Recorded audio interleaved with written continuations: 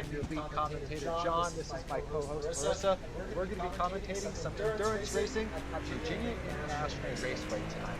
The track is going to be slick. It's going to be hard for these drivers to stay on the track and be driving in these hypercars. So those who have the most amount of practice should prevail today. I'm very excited to see it. I am so excited to see what we have today.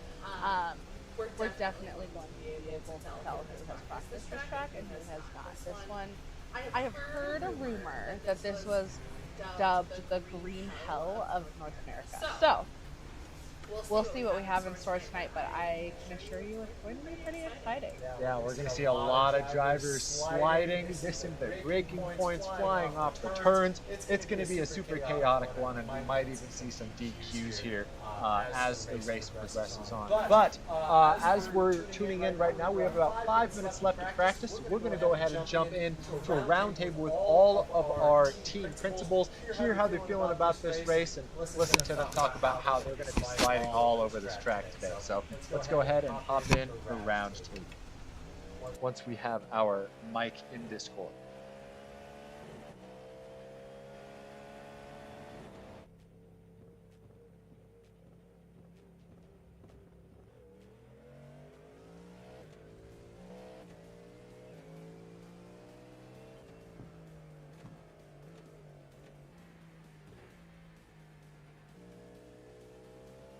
While we're getting that figured out, we do have our first trivia live. Go ahead and hop on. Links are in all of the chats. All right, we're dragging the principals in.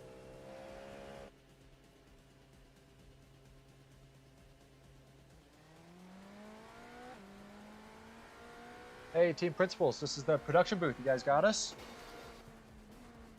All right, well, we wanted to hop in and just hear how you guys are feeling about VIR tonight. Sounds like we're in for a bit of a chaotic race, but I wanted to hear from each of you guys how your teams are feeling about tonight's race and just things for the fans to look forward to tonight.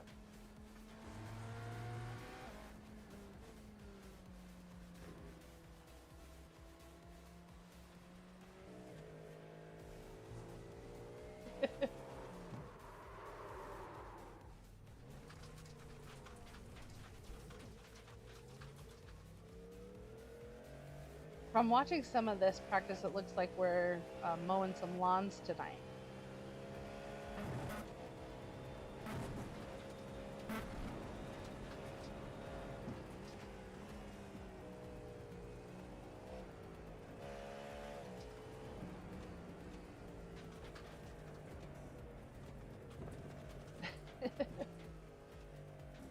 It's true. But it can throw you way off track. Have you guys done any practice, like going out on cold tires, like preparing for when the grip is at its absolute lowest today?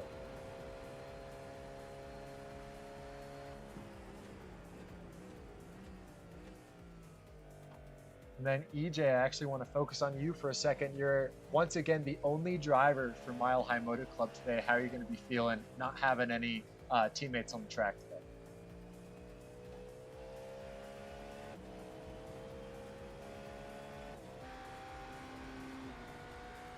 All right, that's what we like to hear. Without giving away any secrets, does anybody have any strategies or extra thoughts they'd like to share?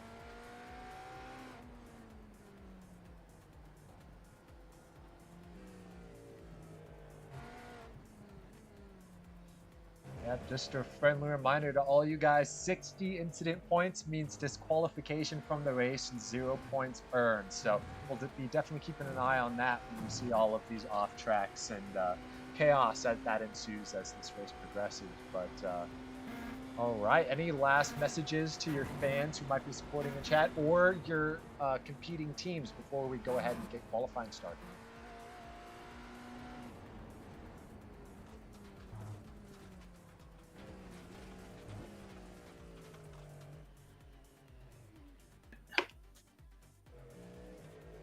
Yep, thanks for watching. I'm gonna try to not die. Yeah, just echoing that. Just for all the principals, just when lapping, it is going to be a lot more difficult, so it's probably going to take more time. Just heads up. Yep. I'll tell Christian to keep his mic muted. All right, well, you guys are all good to hop back in your team chats. Good luck in qualifying, and we'll be talking to you guys throughout the race. So good luck, guys. Good luck. Thank you. Good luck, everyone. Thank you. Good luck.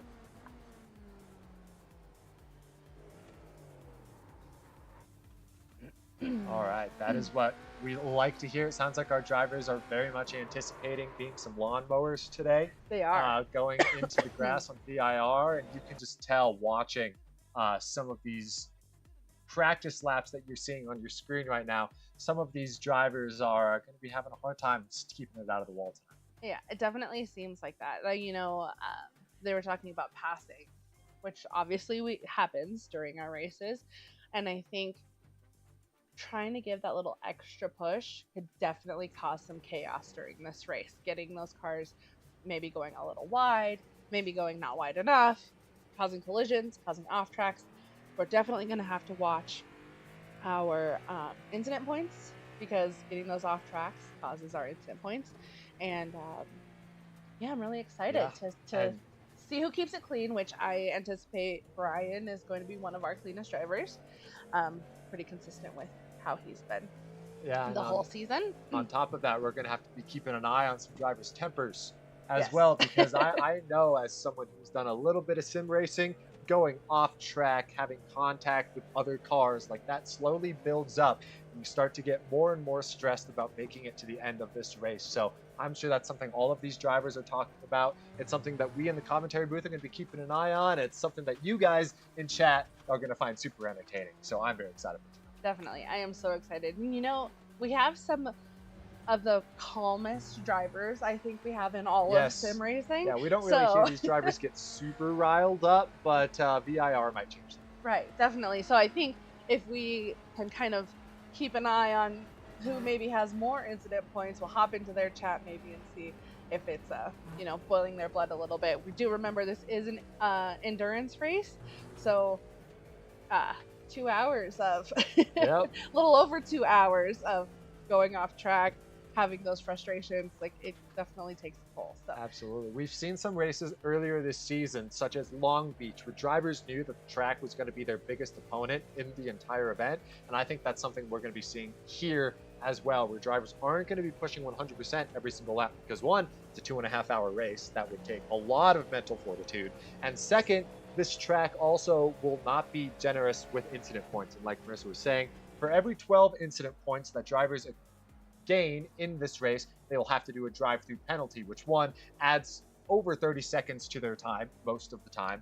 And on top of that, if you do 5 drive-throughs, you get 60 incident points, you're disqualified from the race. You get 0 points, your team gets 0 points, and there's 0 payout from this race. And no drivers want to do that tonight. Definitely not. That's not what we're looking for. We're looking for good, clean racing, but some off tracks and some excitement. I'm not opposed to that either. Well, Marissa, I want to ask you, we've been doing this for the last couple of races now. We're trying to predict the top 4 drivers that are going to be finishing at the end of this race. And we've had some very consistent drives. We have Brian Sabelski, who is one of the cleanest drivers in this field, has not finished below 3rd place in this entire league, which is very, very interesting stuff.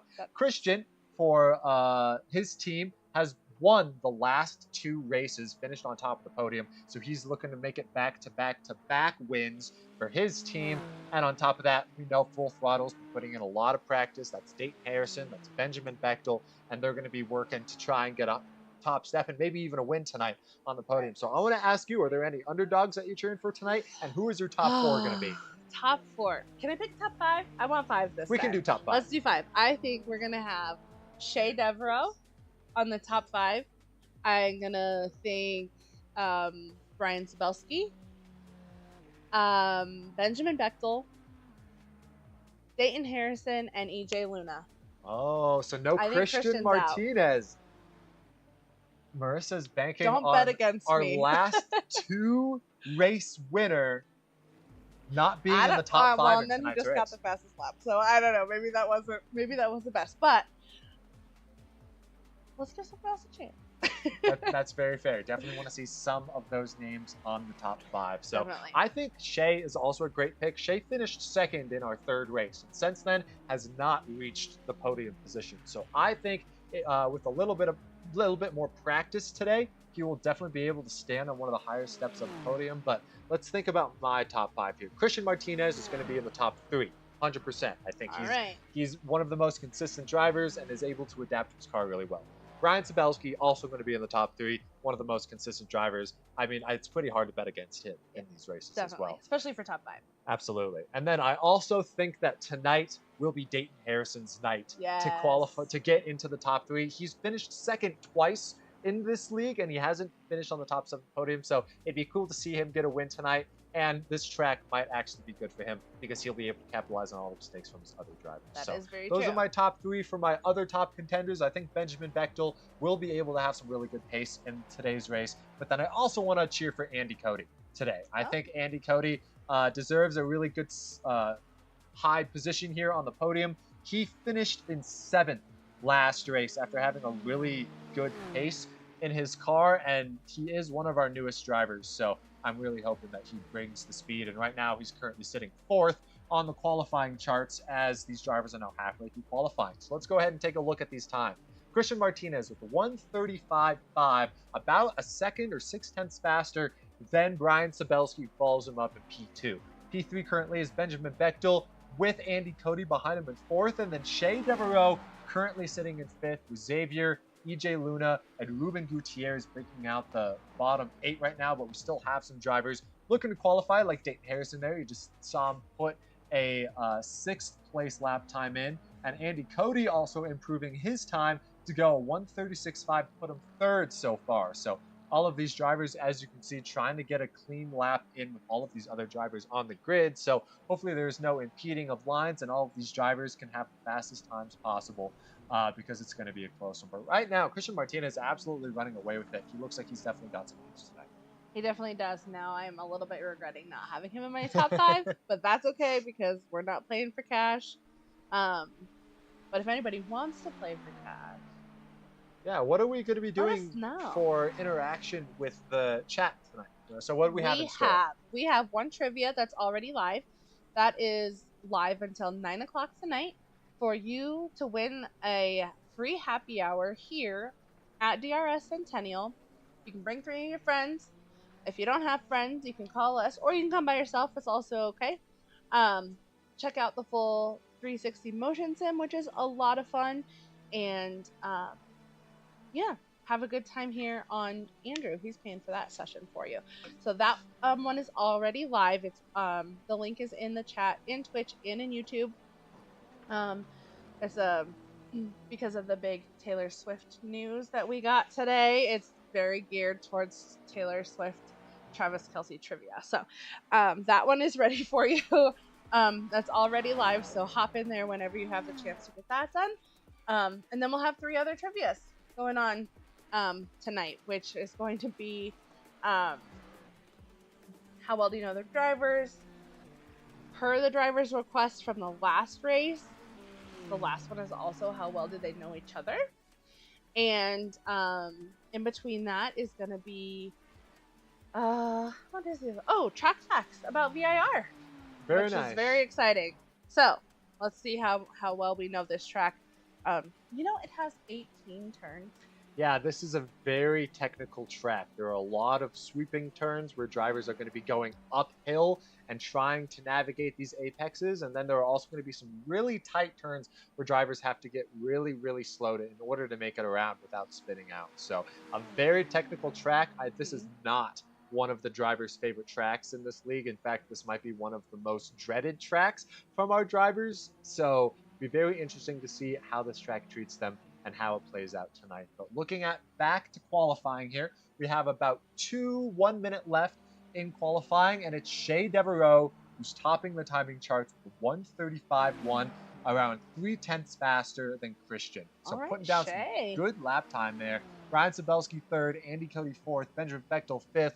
That has not really changed. Xavier Williams is going to put himself up to 6th, though, as Dayton Harrison is also dropping down to 8th. Christian, though, is going to retaliate to Shea. He's going to put down a better lap time, but it's not by much. 0.05 of a second there for Christian to get to the front of the grid, and 0.05 of a second yeah, is so fast. that's really close.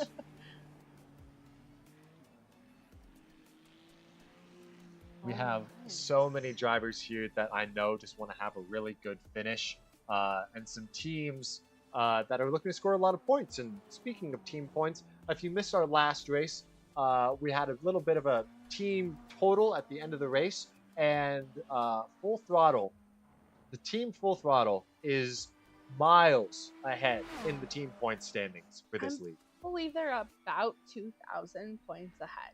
That is a lot of points. So that's a lot. So I'm sure that they're feeling pretty calm and confident for this race, knowing that they don't have to score maximum points in order to keep their lead. And now it's going to come down to the Drivers' Championship, which Brian Sabelski has been leading because, like I mentioned earlier in the stream, he has not finished below third in any of these races so far this season. And he's looking to continue that trend today. So that's right. All right, let's go ahead. We have a chatter saying, John Gamerkin, quite possibly the greatest sportscaster of all time. I agree. I am so privileged to be able to sit next to him, share mic. So much fun. We also had a shout out earlier for a fan of Benjamin's. So we will definitely relay your message to him later on in the stream. I'm not surprised that Full Throttle has fans in the chat already. So, yeah. Anybody else in chat, let us know. Who are you rooting for? And if you want to say hi to us, that's also okay. I think we're going to be getting underway here pretty soon now that qualifying has ended. Christian has secured pole, Shea Devereaux second, Andy Cody third.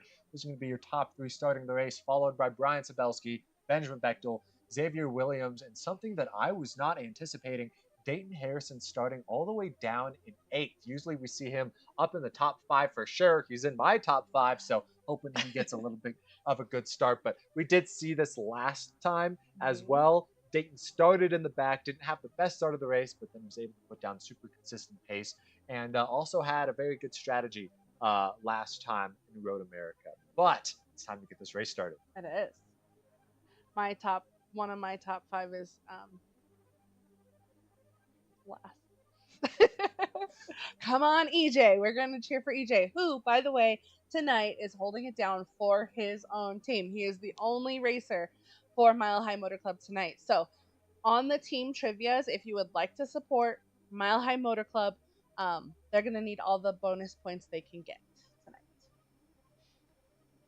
All right.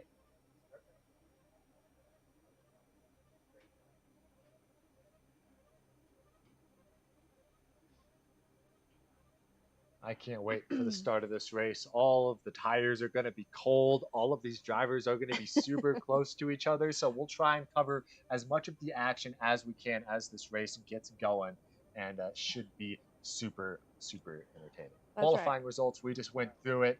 And we're going to be going into our pace lap here. The race is just about to get started. And when we do, we'll cover this race for you guys. Should be a good one.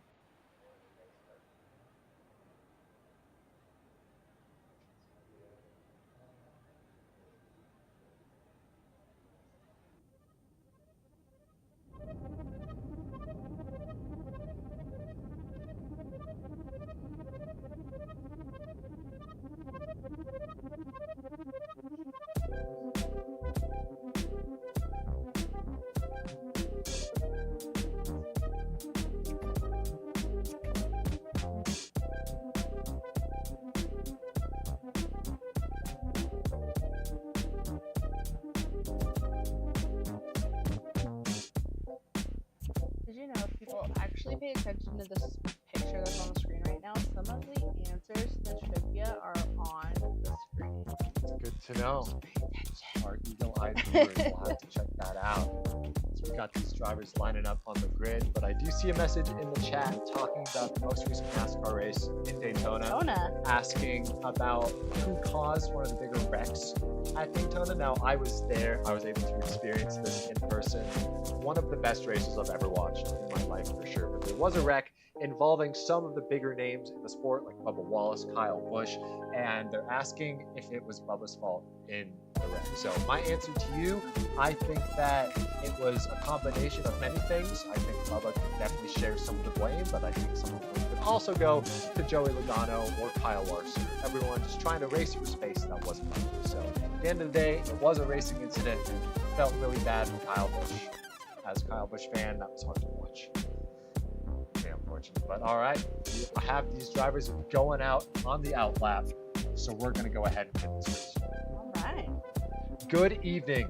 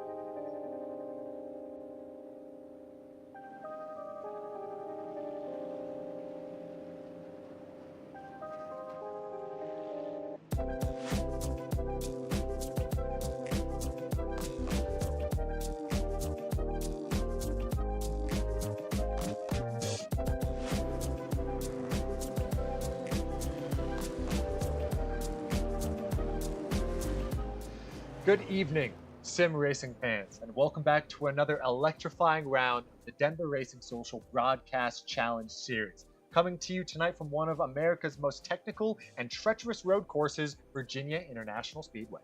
After the carnage at Road America in Race 8, where Christian Martinez put on a strategic masterclass to earn his 4th win of the season, the championship picture has been shaken, not stirred. Brian Sabelski still leads with 2,819 points after a consistent P2 finish, but Christian Martinez, despite only running 7 of 8 rounds, now holds the highest projected points finish of 4,094 points if his winning streak continues. Benjamin Bechtel also rebounded to P3 last race, but his 22 incident points may have come back to bite as the title battle heats up. As we head into Race 9, the pressure is building. With just 3 rounds left, every apex, every pit call, and every incident will count. Tonight's track, the VIR road course, is a true driver's circuit with high-speed sweepers, elevation changes, and no room for error. Watch for decisive moves into Oak Tree, the madness of the uphill S's, and slipstream battles all the way to the hog pen. We're expecting wheel-to-wheel drama, team tactics, and individual brilliance. Everything the BCS is known for. So buckle up, grab your snacks, and get ready for a Tuesday night showdown that could reshape the entire championship. This is the DRS Broadcast Challenge Series, and it's lights out.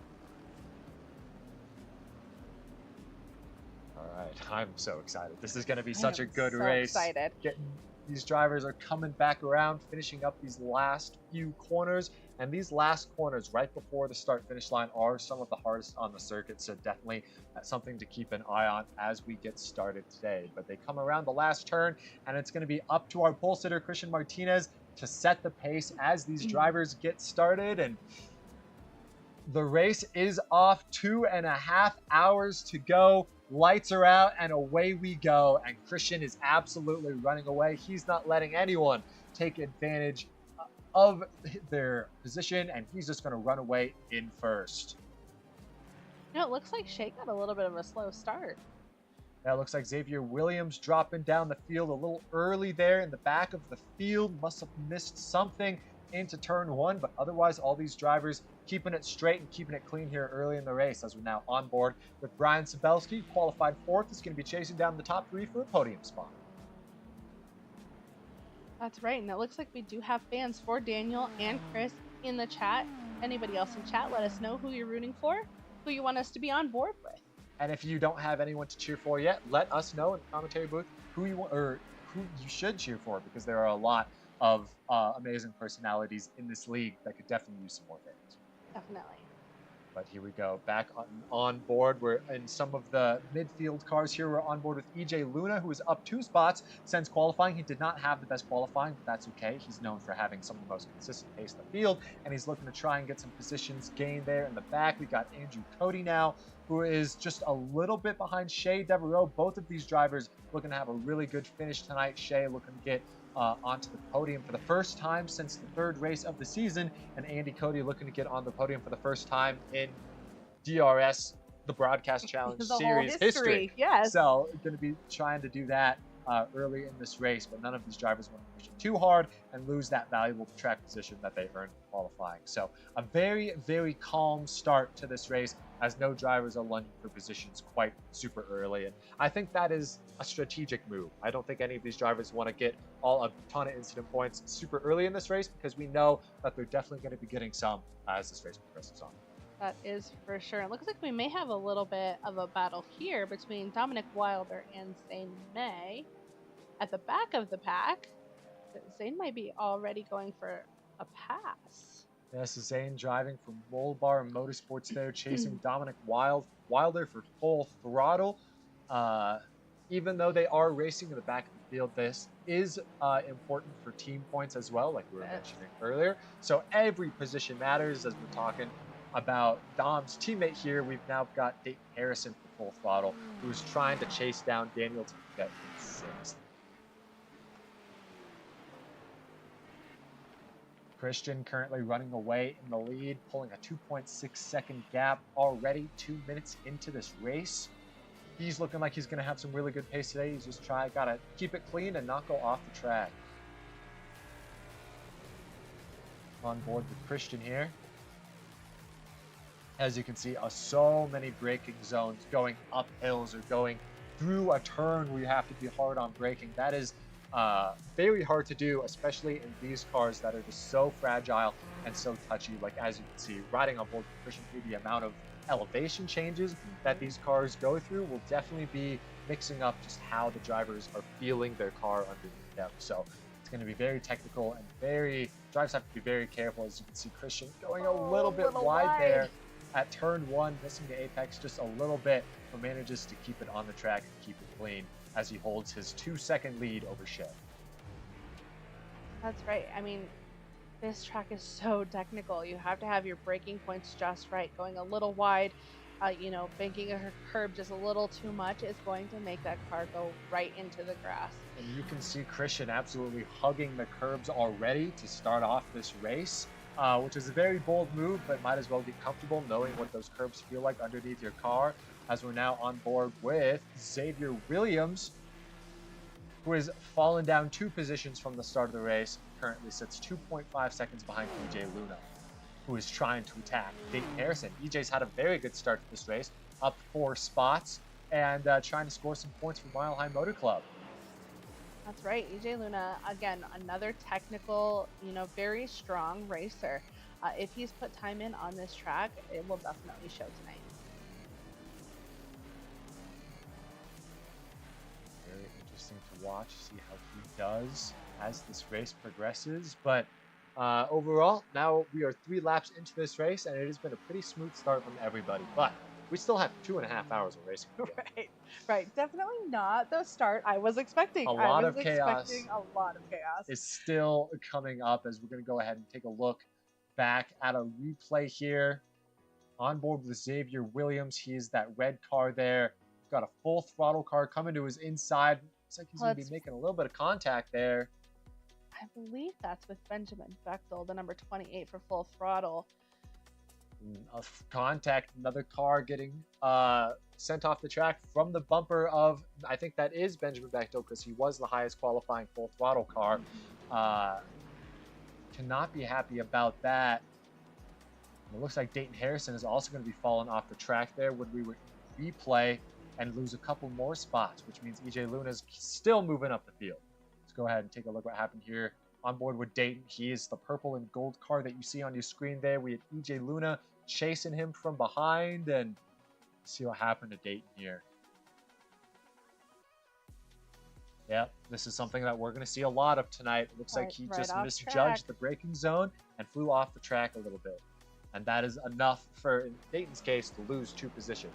Not what we want to hear. Definitely not ideal. This is the carnage I was Yes, hoping we're for. going to be seeing a lot of that. Xavier manages to keep it collected and composed. After a little bit of a slide going back on track, though, he is still in 8th place, and that is not the start he wanted to his race. No, definitely not.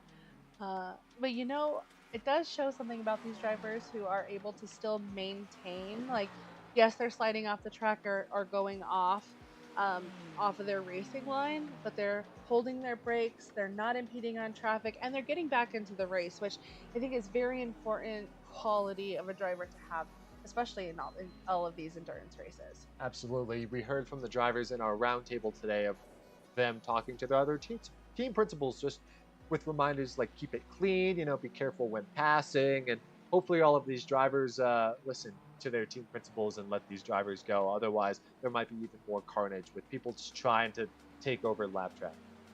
Definitely. But taking a look here, it looks like the interval between a lot of these cars is growing and growing and growing. This was always going to be the case at VIR with all of the spins that we've encountered so far, but I also want to point out Shea Devereaux has not been letting Christian Martinez get away. He's been holding that 2.5 second gap behind our leader now since the start of the race, which is pretty good to see that someone has the pace to keep up with Christian. So hopefully Shea will be able to hang with him here as this race progresses. Definitely. And it'd be really good to see Shea put some pressure on Christian, making him fight for that championship that he desperately wants. Yes, Christian, I think, would also love that competition. We've heard from Christian a couple of these races. Races that he has dominated, he has been like, there was no one to pass. I was just racing by myself the whole time. So I think someone should definitely give Christian a run for his money at some point in the series. I definitely agree. Because Shea Devereaux currently has the fastest lap. If he can keep that pace and just keep it clean, I bet he'd be able to catch up to Christian.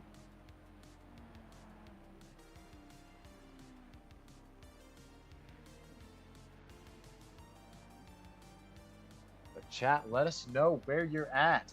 Where's your team at? Where are your drivers at? And what nickname do Taylor Swift's fan base call themselves? So many questions. Pretty sure it's not the Swift Army.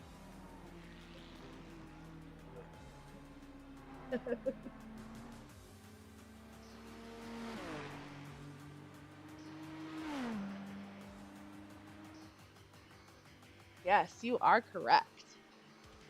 They are Swifties. Go ahead, we got a replay of EJ Luna here. We were just talking about how good of a start to this race he had. Looks like he's just going to go a little bit into the dirt.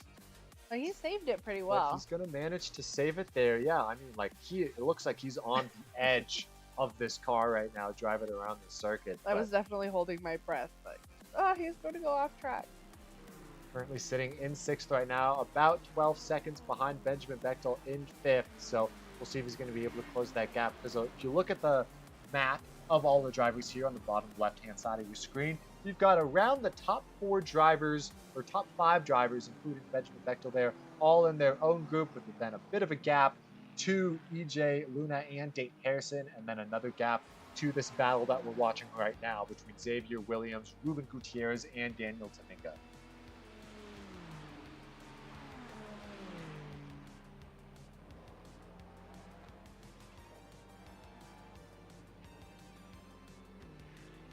Yeah, it does look like we've separated the grid a little bit. You can see the top half and the bottom half.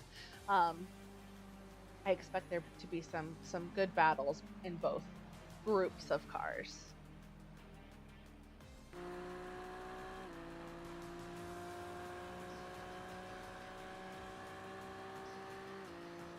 Looks like a beautiful day there in Virginia. A couple clouds in the sky.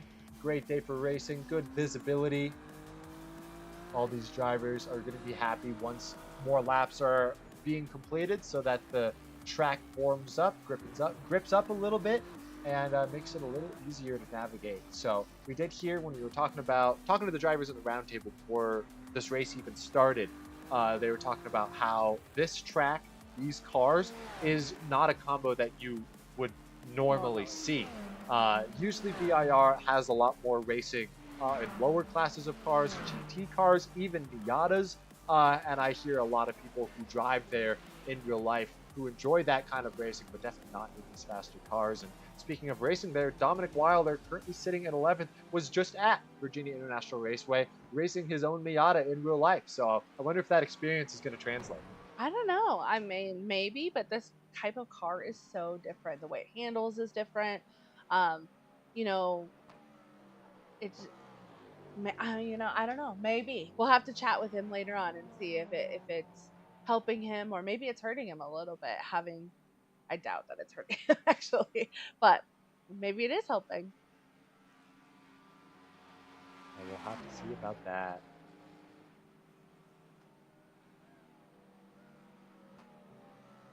Dom's currently sitting 15 seconds behind Ruben in 10th right now. So he must have had some kind of mix-up or spin early in the race to put him so far back, but there's still a lot of time to make up because we're only around 15 minutes into this race. All right, we still have over 2 hours to go. So chat, we need your help. We need you to cheer on your favorite drivers. Um, we need you to ask us all of your questions. And yeah, really, we want to know who you're cheering for. Who do you want us to focus on or distract? Or, I mean, we kind of have the power over here. We really don't want to ruin anybody's race. We won't intentionally try to distract anybody.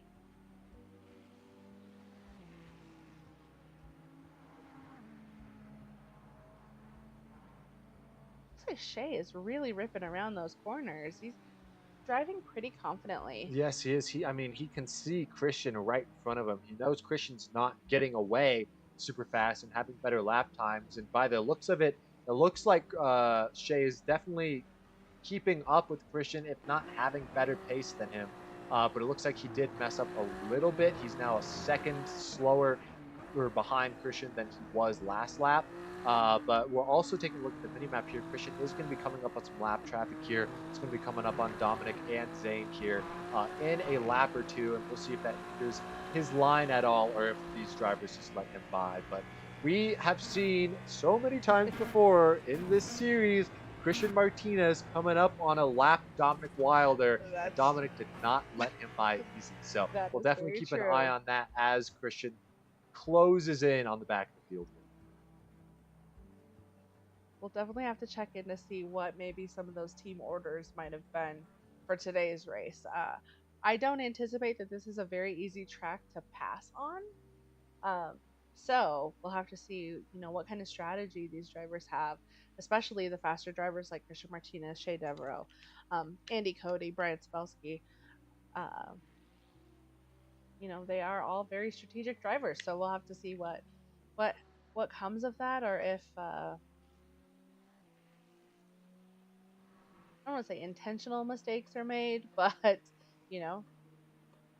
everyone is, like we heard in the team principals chat, everyone is trying to just stay safe, stay on track, get the least amount of incident points as possible. Hoping for no DQs tonight. Taking a look here, the top drivers are now putting in their lap times for the last lap. The fastest guy on the track this last lap was Andy Cody, currently sitting in third, trying to track down Shea and Christian. It's where he qualified, and he's also been putting down some really good lap times. So that is the number that sort of pops up to the right there of all of these driver best lap times. And that is the most recent lap time of these drivers. So keep an eye on to know who has the best pace currently on the track.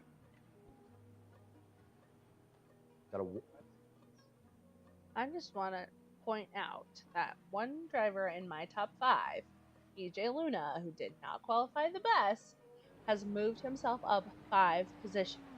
He is almost in the top 5. I am still rooting for him. I know he missed last race, so I think it's going to motivate him even more to do as well as he can this race. Yeah, and one of the drivers I'm looking at that I chose for my top 5, Dayton Harrison, just got passed by Xavier Williams and is now falling back behind him. Probably did not have the greatest start to the race there. But as you can see, going a little wide around that turn, something we're going to see a lot of tonight, and allows Xavier to get that position back. So hopefully Dayton's able to pick it back up and race all the way up to the top 5. But right now he is, I want to say, around 30 seconds behind our 5th place driver, Benjamin Bechtel, right now.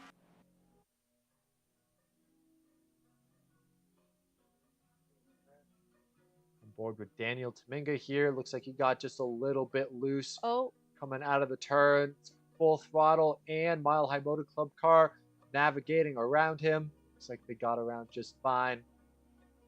We have Taminga waiting for all the drivers to go before entering the track. That is what we love to see. you know, that is exactly what we like to see. We like to see if our drivers are having an incident like that, holding the brakes, waiting till they have a safe rejoin as to not mess up anybody else's race.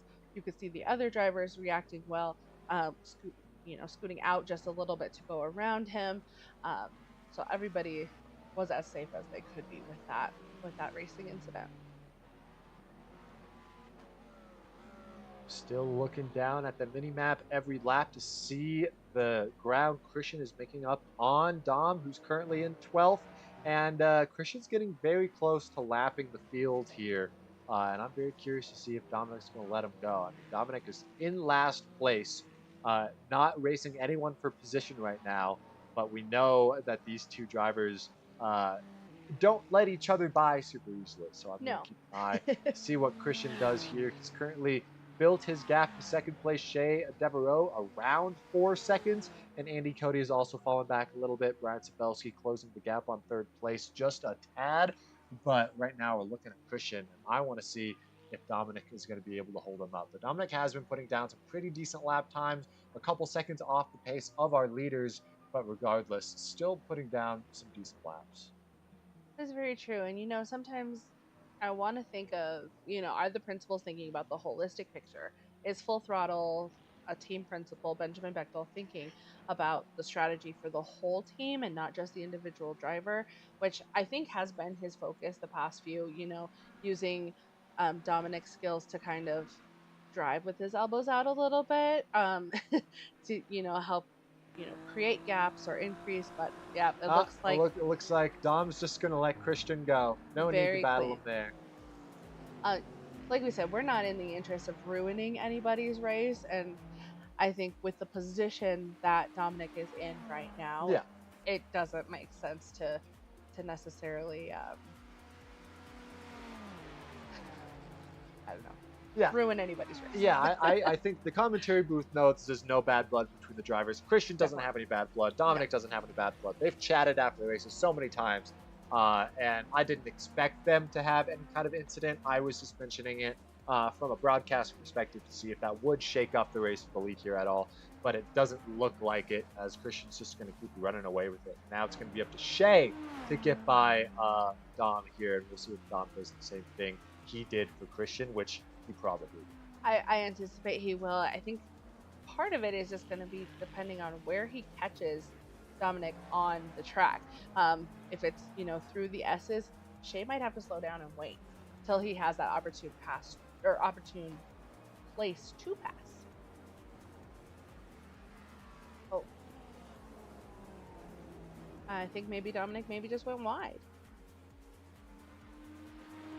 That's going to be a pass for Shea, but Shea, you can look at the interval between Christian and Shea, first and second. He definitely did lose at least a couple tenths trying to get around Dom, which in the grand scheme of things, I mean, this is, we're anticipating a 2-stop strategy for this endurance race. So there is still a lot of racing to go, and the intervals currently will not make that big of a difference once these drivers are actually going to the pits and doing all that kind of stuff. We see Christian flashing his lights there. Trying to get around, I believe that is Zane May from Molbar. Zane May is definitely going to let him pass there on the long straight. Which I think is the ideal place to pass on this track, for sure. But that's why I'm not racing. That's why I'm commentating, because I would be in the grass probably 100% of the time in this race.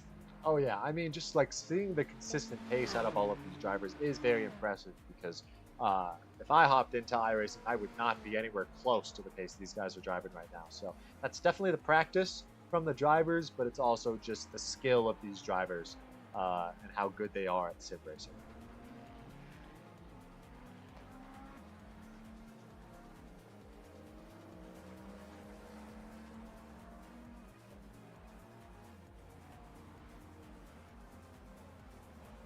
Who is that? Andy Cody also passing Dominic Wilder, I believe.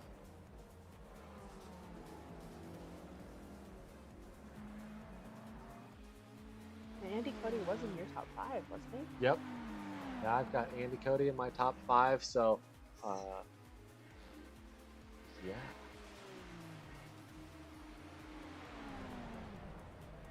Oh, we had someone go off track.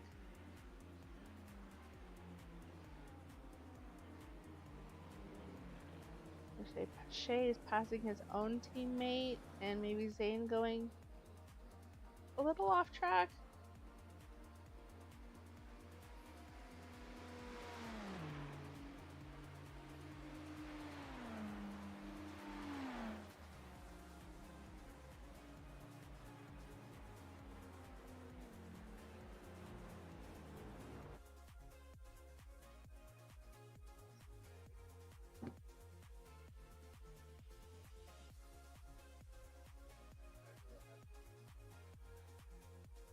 I think that corner is very hard for Dayton. I think he's going off track or hitting the grass pretty consistently, which has got to be frustrating. Yeah, maybe that's just lack of practice or lack of trust in the car, but he's still managing to have some pretty decent lap times. He's still following pretty closely behind Xavier, so even after the off track's not losing a lot of ground. But I think both Xavier and Dayton here are having a little bit of a harder time keeping it on track than some of them.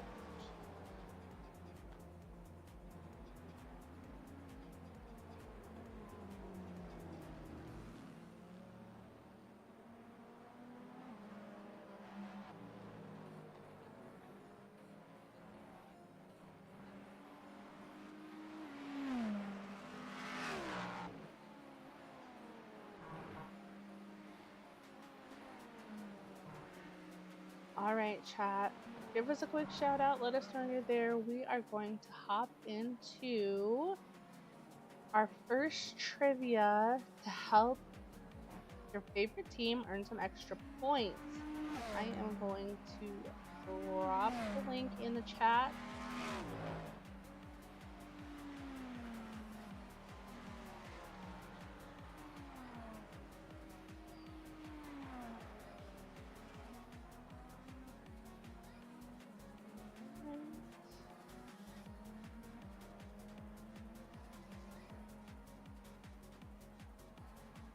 Now, just to put a little reminder out there, we have EJ Luna, who's the sole driver for Mile High Motor Club. So if you're not cheering for a specific team tonight, Mile High Motor Club could definitely use your support. We do have OK Motorsports, who is only driving with 2 drivers tonight. All the other teams are fully staffed. So if you need someone to root for, Mile High Motor Club and OK Motorsports are the 2 that could potentially appreciate your extra support tonight. If you have your favorite team, drop it in the chat. Let us know, who are you cheering for? Who are your bonus points going to go for? As a reminder, first place gets 100 extra points, second place gets 75 extra points, and third place gets 50 extra points. So potential for a team to get 200 extra points in this race, which is a significant amount of points for sure. While we have you guys chat, let us know you're there once you guys are joining the stream. We are currently on board with a really good battle now, actually, between Dayton and Xavier. Xavier knows Dayton's behind him and is running a little bit more of a defensive line as well, trying to keep that full throttle car behind. And Dayton obviously has some pretty good pace here.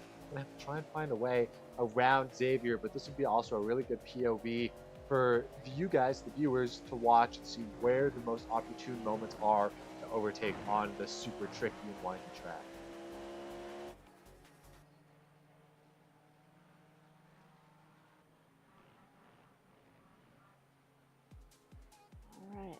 gonna participate in the trivia tonight? Looks like Dayton's just going to go a little bit wide there. Missed one of the apexes on those sweeper turns. Very quick right and left and right and left. Trying to go up the hill here at VIR and just went off the track a little bit. Lost about a second on Xavier, and now he's just going to have to lock back in and do it again.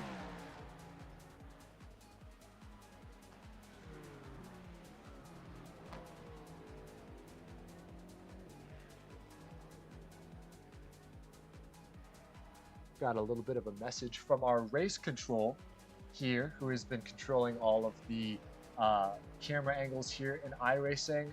If you guys are watching the stream, you should definitely try and share it with a friend. We want to have build a growing community here at DRS, and we love hearing all of you guys in the chat, enjoying all of the commentary and racing and everything that we're putting on for you guys. So if you think we're cool, tell a friend. Yeah, definitely. We'd like to have as many people here talking with us, doing trivia as much as we can. Andrew loves giving out the free happy hour here at DRS Centennial. Yeah, and we love to talk to you. We like to know who you're cheering for and give you all the facts we can. Remember, we are on YouTube and on Twitch.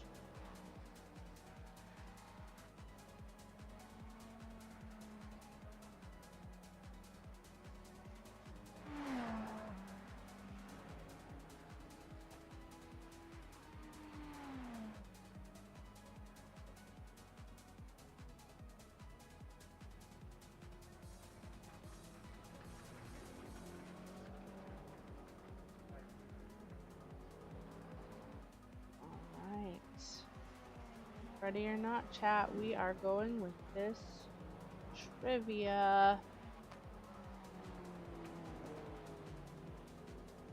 We've already been talking about this one.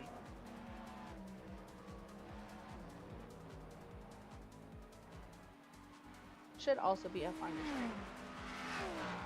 Speaking of on your screen.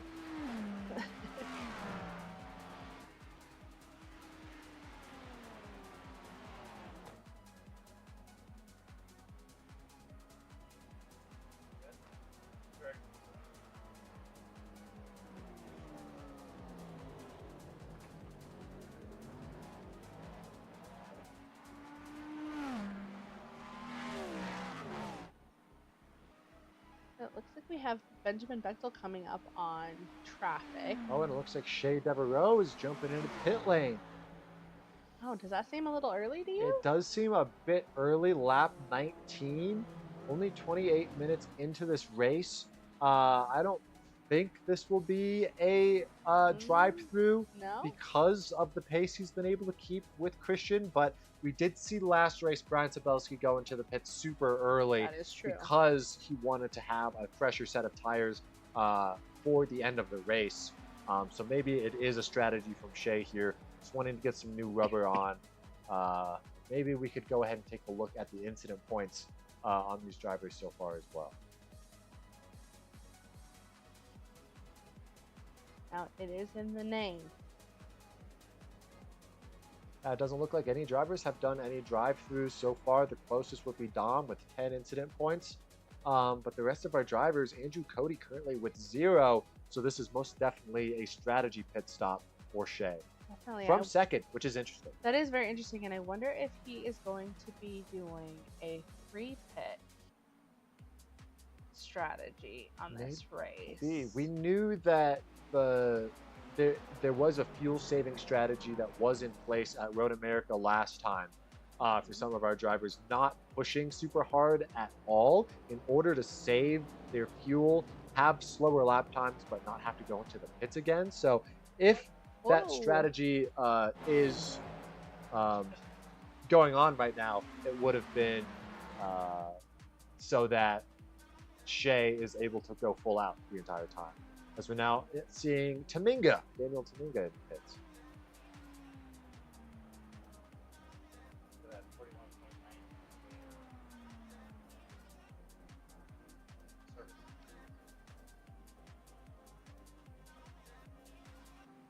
This has to be strategy. It Does. I mean, Shea and Daniel Tominga are both on separate teams, I believe.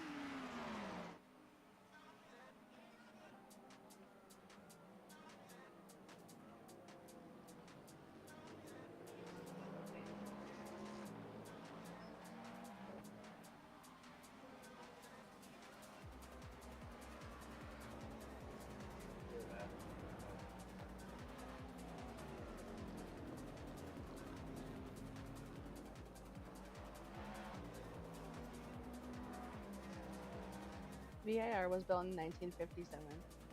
If you haven't answered the question yet.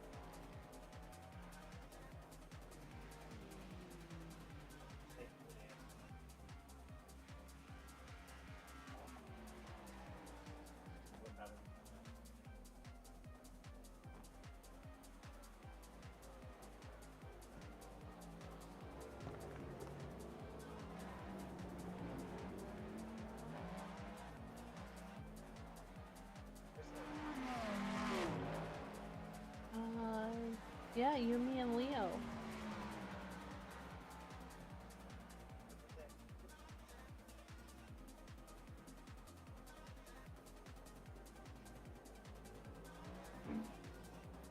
Chat, is not too late for you to join the trivia. It is in the link. Double checking. It is there. In the chat.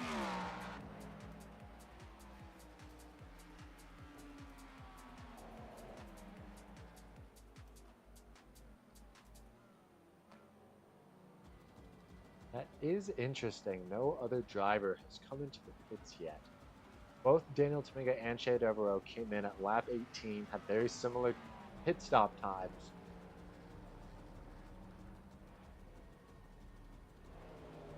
So on board with Dom there, looking up the inside of Zane May. These guys are bumper to bumper racing, and it's for 10th place. Oh! Zane's going to hook the curve there going around, and he's going to smack into the wall. That is unfortunate for Zane there. Definitely going to accuse some incident points for that. Most definitely.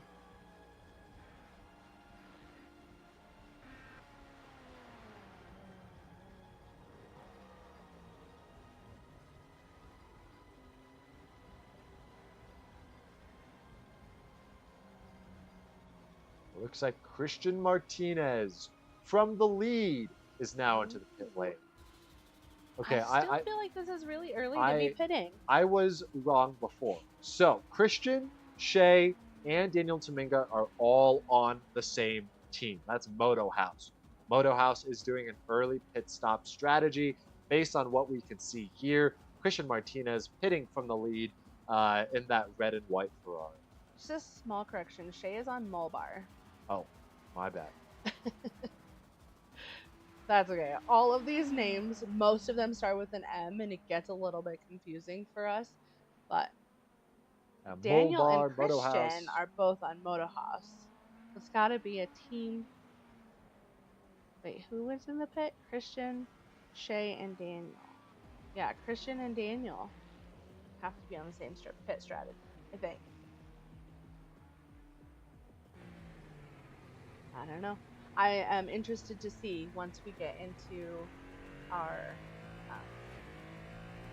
team chats to see what their strategies are. Yeah, see if there's any differing strategy for these drivers.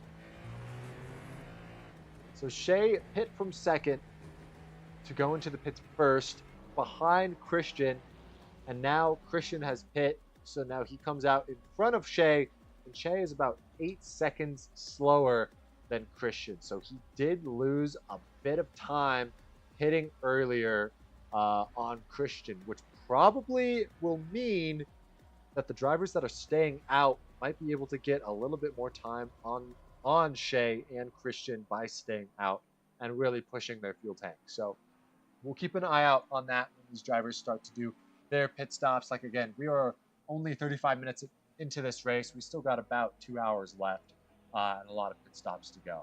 So now we've got Xavier Williams on board. That is the last Moto House GP car. Yes.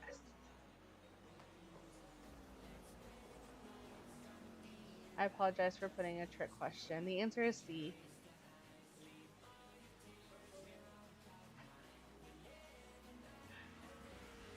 Our drivers are running in the 135, but the LMP2 record is a 139. These cars are DT.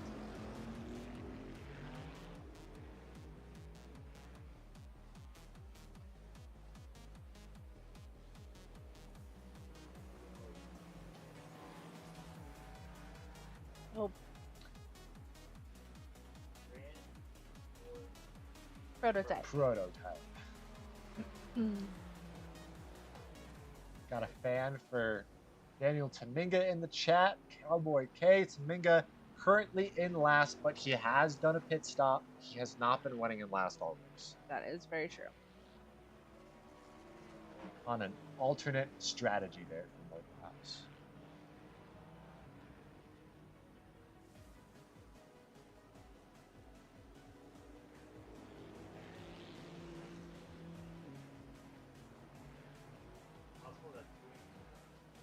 Yes.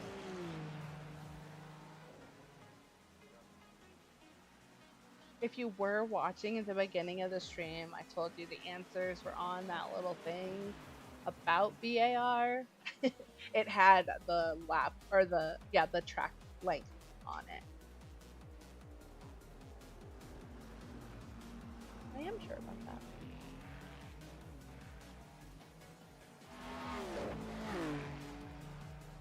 We all got it right. Good job.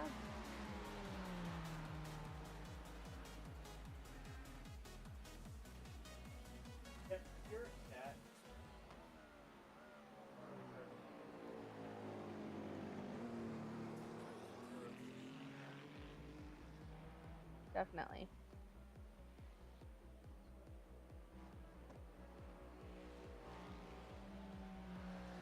Yeah, it would be really awesome if we get that chat box to just fill up and we can't keep track of what everybody's saying. The commentator's dream. Send as many messages as you possibly can in the chat right now. Right now, Spam go. it. Well, let's wait till after trivia. Because if you're playing trivia, you got to focus on that too. Because you also want to get extra points for your team. Start spamming the trivia answers in the chat.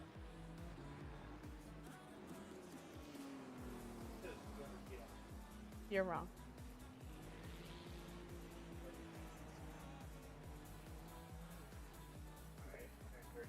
Yep.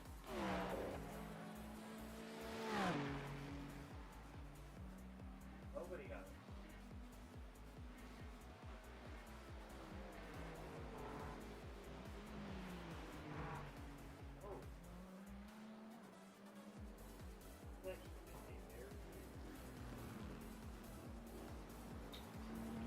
I think that you got a little bit of a black flag next to Dominic's name. He might be the first driver to have to do a drive-through Yes, so far in this race. As you can see, he's back into the pit lane. that is Now one of the he's gotta do that updates drive-through. on our software to actually show the black flag. Big fan of that. Yeah, me Okay. too.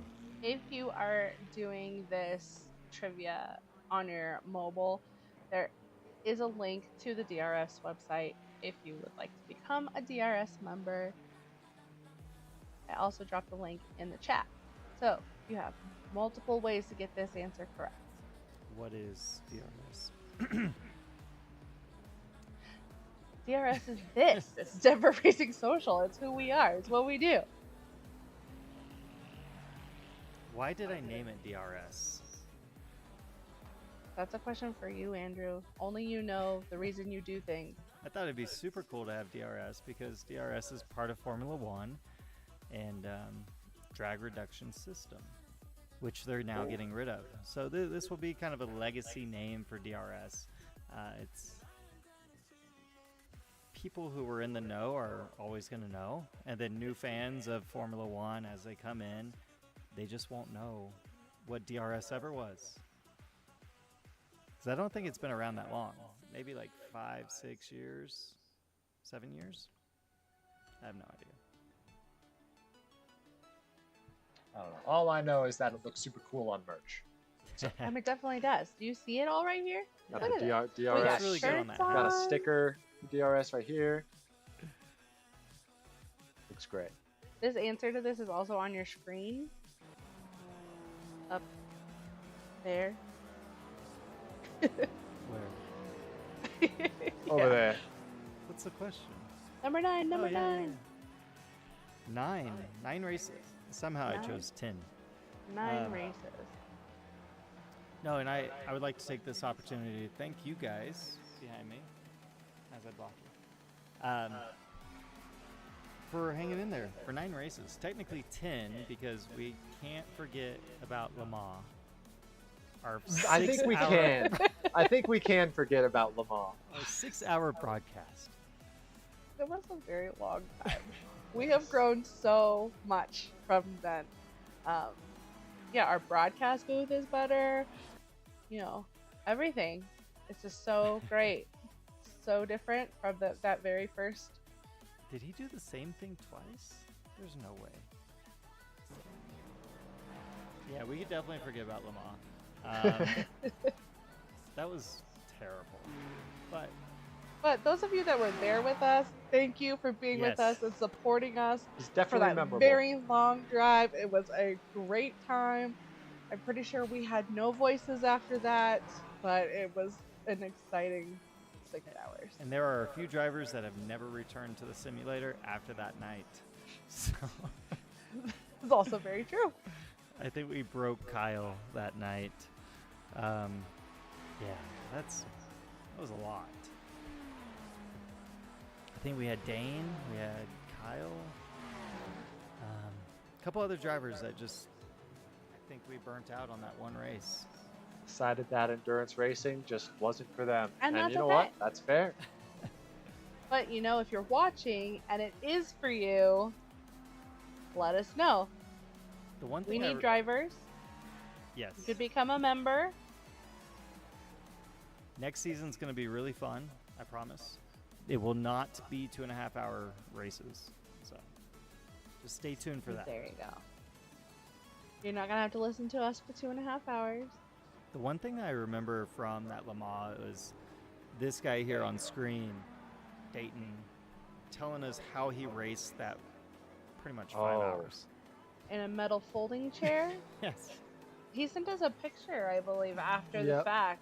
4 hours of endurance racing on a folding table and a folding chair. Mm-hmm. And now he decided that wasn't enough endurance racing for him and decided to compete in this league, which is absolutely crazy.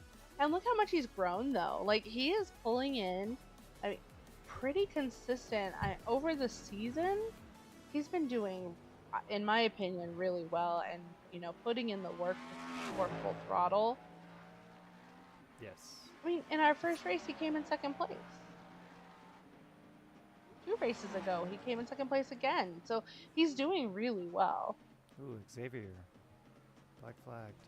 Here come the black flags we we're talking about. Yep, it was only a matter of time before these drivers had to start serving drive-through penalties for going off the track, because there hasn't been there's been very little driver-on-driver contact. We saw that contact between Xavier and Benjamin at the start of the race, but otherwise, all of these off-tracks and spin-outs these drivers are having are all on the driver, which is, I guess, a good thing that these drivers aren't running into each other, but also unfortunate to see as we see EJ Luna for Mile High Motor Club also going off the track here, locking up a bit, trying to go around these turns, which it'll happen. These cars are tough.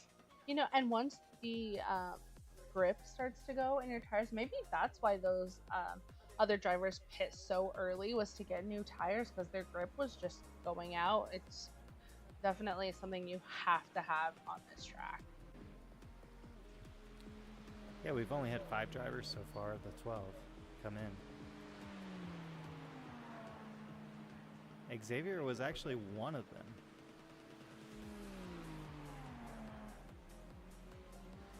Back on map 21.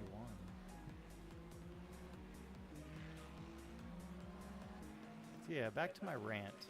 Thank you guys for providing such great commentary. 9 races in.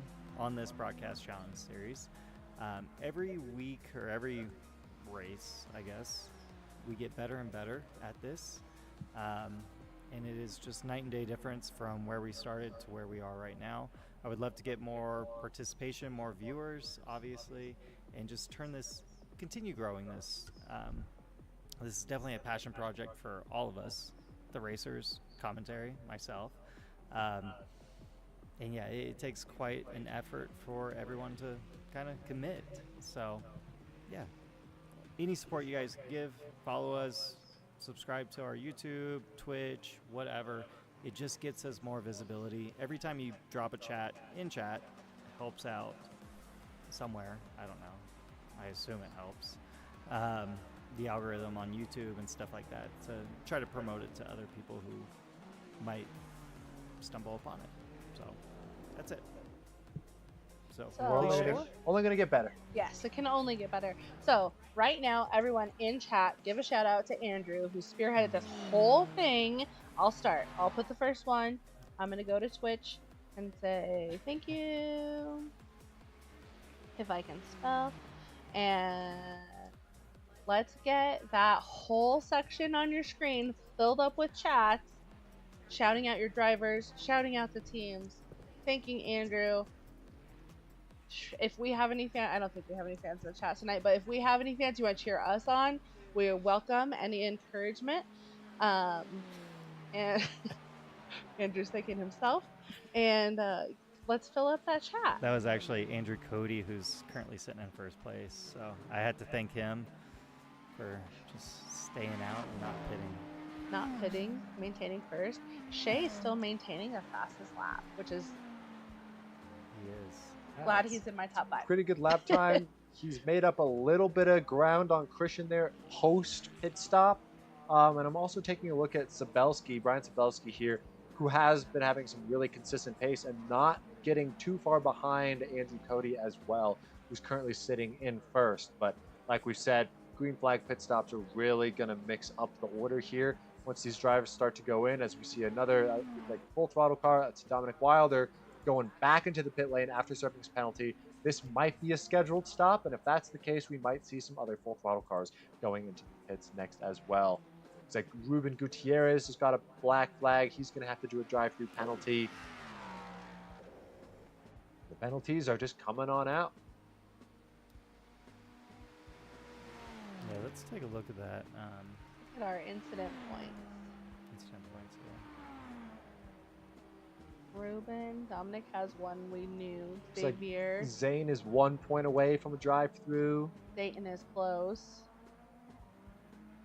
So is EJ Luna. Xavier's one away. Ruben. Look at that. Benjamin Bechtel only Or has actually- 2. Last race, he had 22 incident points. So I bet that was one of his main focuses when he was practicing for this race, was to, get less incident points and have a consistent, clean race. I think this is Ruben serving his black flag.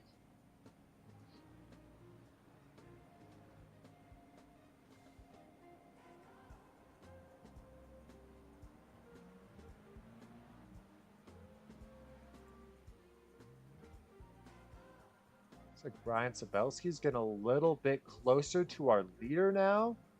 He's been having some pretty good pace on board with him. Brian Sabelski's that yellow car that you see for OK Motorsports, and his teammate is right in front of him. So it looks like both of the OK Motorsports cars Pitting. are going to be going to the pits now. Brian Sabelski and Andy Cody. Look at that, a very synchronized maneuver by both of these team members. Hitting from the lead, which is going to give the lead back to Christian. Maybe we'll see how fast this pit stop is from these two drivers. They are on a different pit stop than Christian, so they might come out in front, but they will have colder tires. Love how these cars just levitate when they come into the pits. Do I have a pit lane? Yeah, there we go. Pit lane 2? That's way too far away. I bet they are talking to each other about their pit strategy and how they're going to get through the rest of this race. It's like Christian just passed him there. He's been having some really good pace. Shea also passes them. Early pit stop. Shea's been holding in there, only 6 seconds back right now. Shea's been having some really consistent pace. Very similar to Christian's. Christian's might be a little bit faster each lap, but only by like a tenth, 2/10 faster per lap. Man, Christian's just all over those curves. Keeping it clean though. Looks like Dayton Harrison's coming in. Hit the brakes pretty hard. We do have to remember, you do get incident points or penalties for speeding in the pit lane. So if you're not prepared to slow down and hit your pit limiter before those cones, you could get extra penalties for speeding in the pit lane. So I assume that's why Dayton hit those brakes really hard right before those cones. Yeah, I don't think we've seen any penalties for speeding in the pit lane in these races. Most of these drivers are pretty safe about going into the pits and not having a speeding penalty. But, I mean, at VIR, anything can happen. That is true. I do recall one race, there was a battle between Benjamin and Christian where there was some conversations after the race on if someone turned into each other or not. I believe Christian did get a penalty because he was not in control of the car that time, but I believe iRacing gave him a penalty for speeding into the pits as he was spinning out into the pits. That was a very unfortunate finish there for Christian, and I believe that was Christian's first race. And that was his second race. And even after the incident that he had, he still managed to finish fourth in that entire race, which is still very commendable. Impressive. I mean, it's his worst finish of the season. Was that race where he got taken also out. very impressive.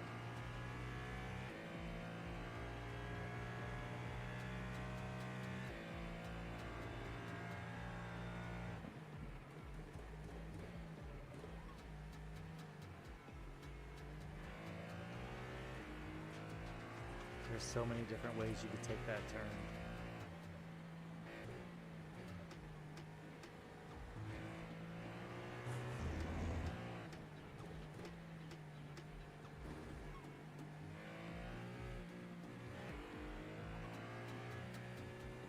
Everyone talks about the ideal driving line, but you can see these guys obviously have very, very different lines, but yet their times are coming in very, very similar.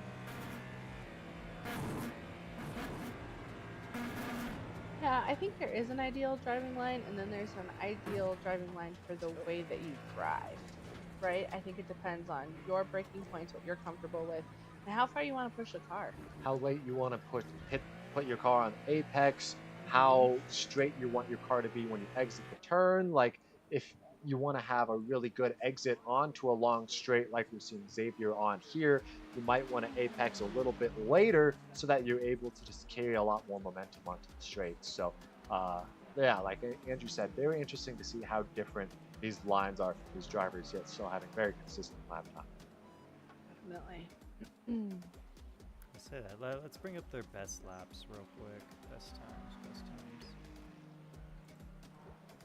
So last laps, just 1/10 off. But you can see their best times. Williams has about 3 seconds. Ruben just put in his best lap of the race. I always do better when there's pressure on me. But I always do best when I'm chasing somebody. Sometimes the pressure of being ahead of somebody just kills you. Yeah, we have been seeing Xavier race Dayton Harrison all race. But after that penalty that he had to serve, it put him back just a couple of spots. He's down 3 spots from where he started in the race. And now he's chasing down Ruben Gutierrez, who we've been talking about for these last couple of races. He has very good pace. We think he would be able to compete. As you can see, he gets passed there by Xavier there on the inside. But Ruben is a pretty good race car driver from what we've seen. And he definitely has some good laps. And we've seen him compete with some of the higher up guys, but just get unlucky with driver contact and incident points. So we'll definitely be keeping an eye on Ruben here as this league goes on and as we do more sim racing events here at Denver Racing Station.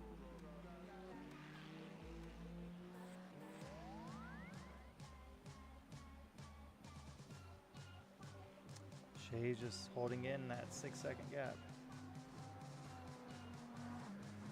Very, very consistent.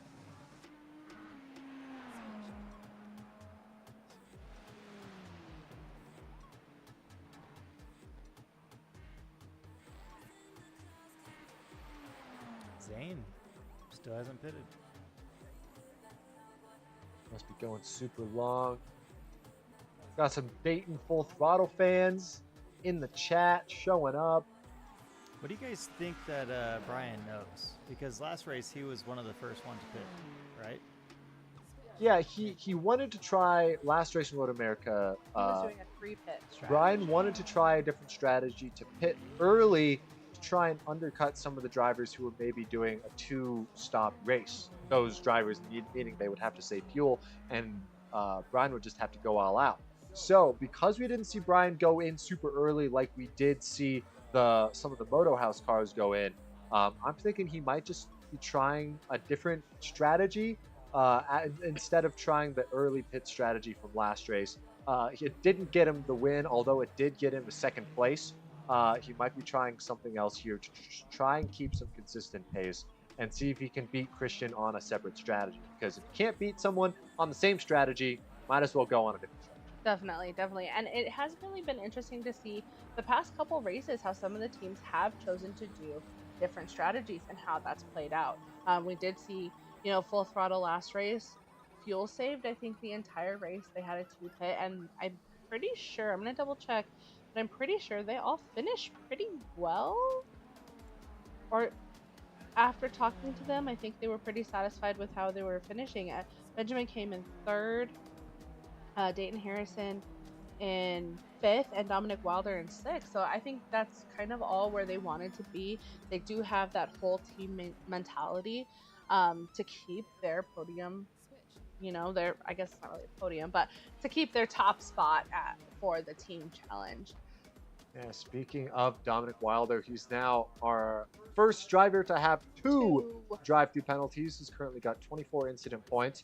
We're about an hour into this race, about an hour and a half left to go. Not quite halfway yet, but he's still under the mark of incident points where I don't think he will be disqualified in this race. But as this race goes on, drivers will feel fatigued. They'll make a couple more mistakes, and that could lead to more incident points and maybe a DQ. So we'll keep an eye on Dominic for that as well.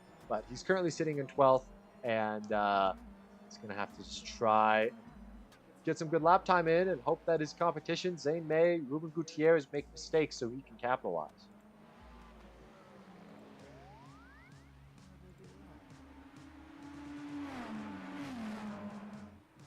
On board with Sabelski here, Andy Cody, his teammate behind him.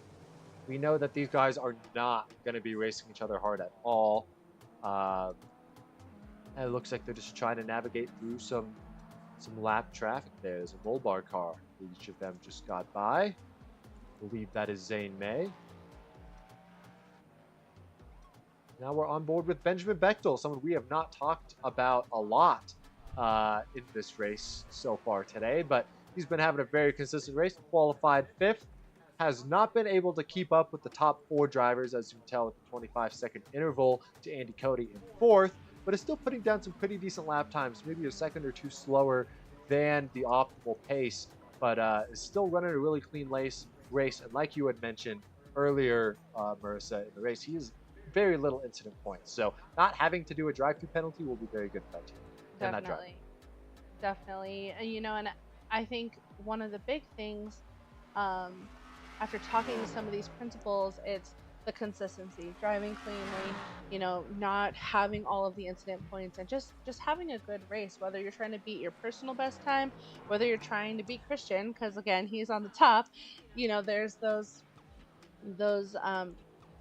things that motivate each driver. And I think, I would be pretty satisfied to have low incident points, finish where I qualify, and just have a really consistent race. I think that's that's awesome. So good job for him. And look at EJ Luna coming up 5 places from where he, originally qualified, which I think is also just such an accomplishment.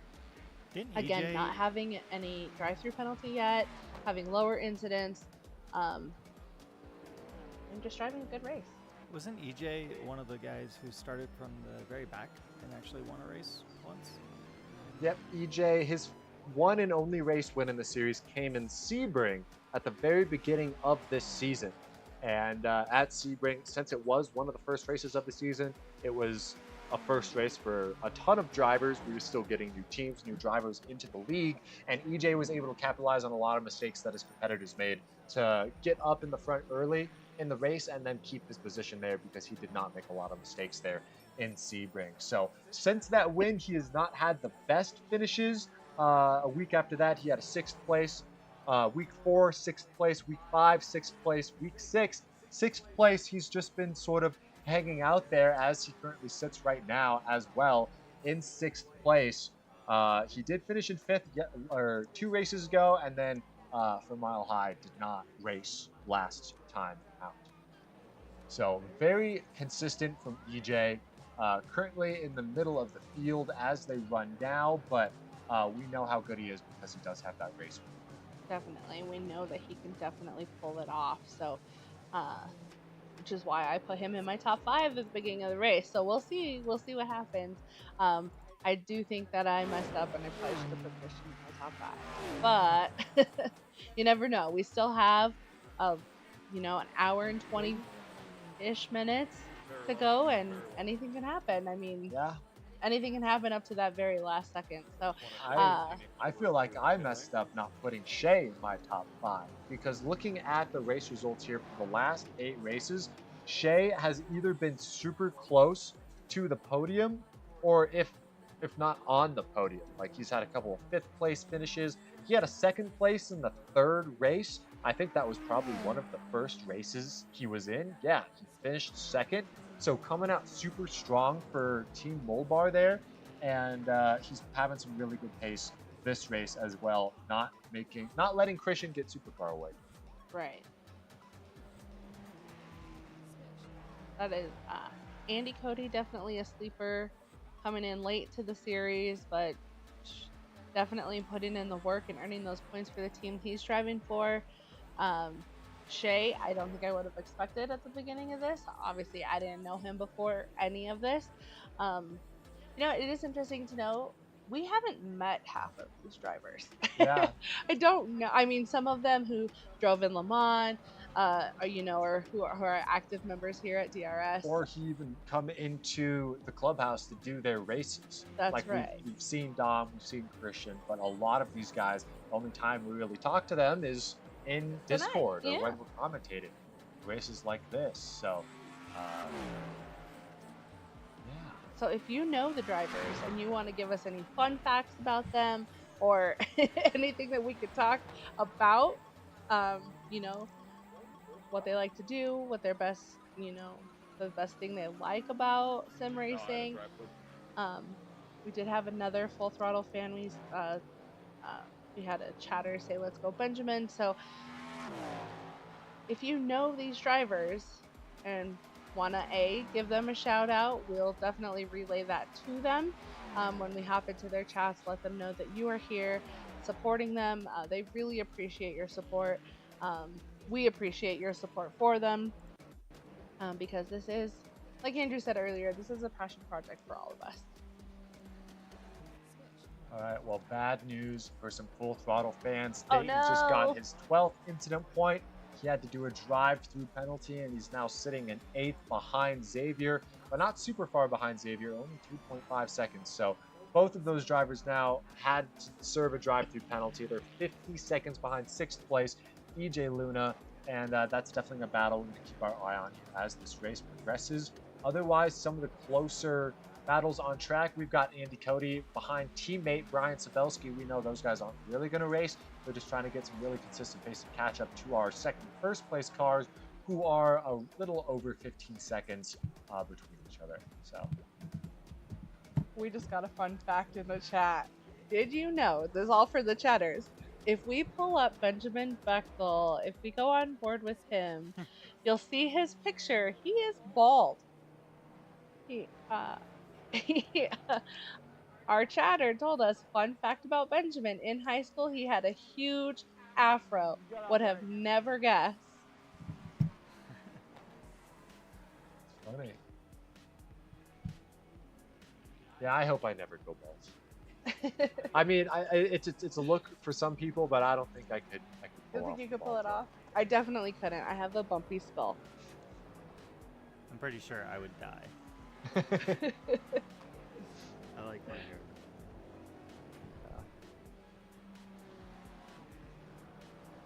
Andrew, do you think we're ever going to see a mullet for DRS?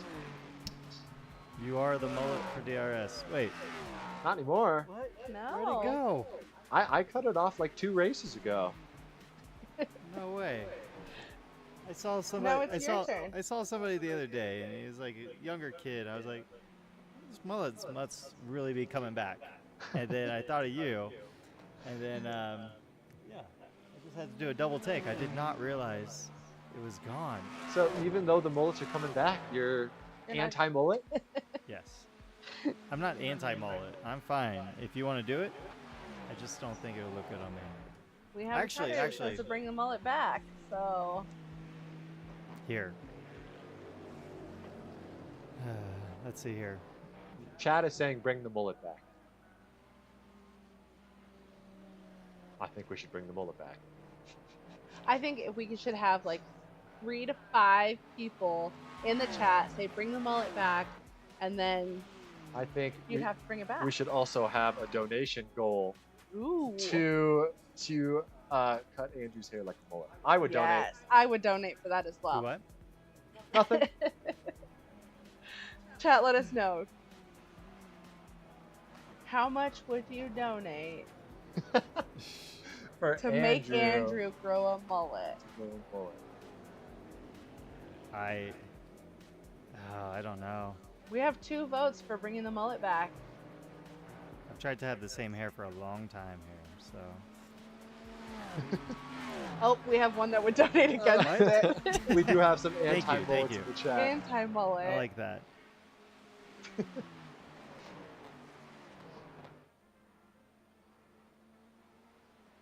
There would be a world where if you donated enough, I would cut my hair into a mullet. There you go. Challenge is out there. Probably make wearing this headset a lot easier. Let's see.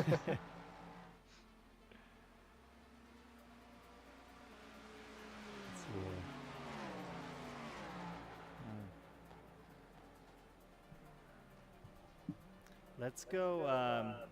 Hey, commentary. We have about 10 minutes before we go on board with all the mid-race encouragement for our teams. So if we jump off, take a quick break, chat. If you would like to drop in some, Marissa, you take over this part because I'm just. This is why I can't do this. Chat, let us know. Now that we got you talking and we really appreciate it, No, yeah, I saw fill the chat and then up I'm our like, oh wait, chat we should and let probably us not leave know right now. who you want us to talk to. I know we have Full Throttle fan. I want to say everyone chatting right now is a Full Throttle fan. So if there's specific driver you'd like us to give a note to, if Here. anybody who's not a Full Throttle fan wants, Ooh, that's Oh. Dayton having to oh break. man, Xavier spinning. Wow, it was close. Let's rewatch that one.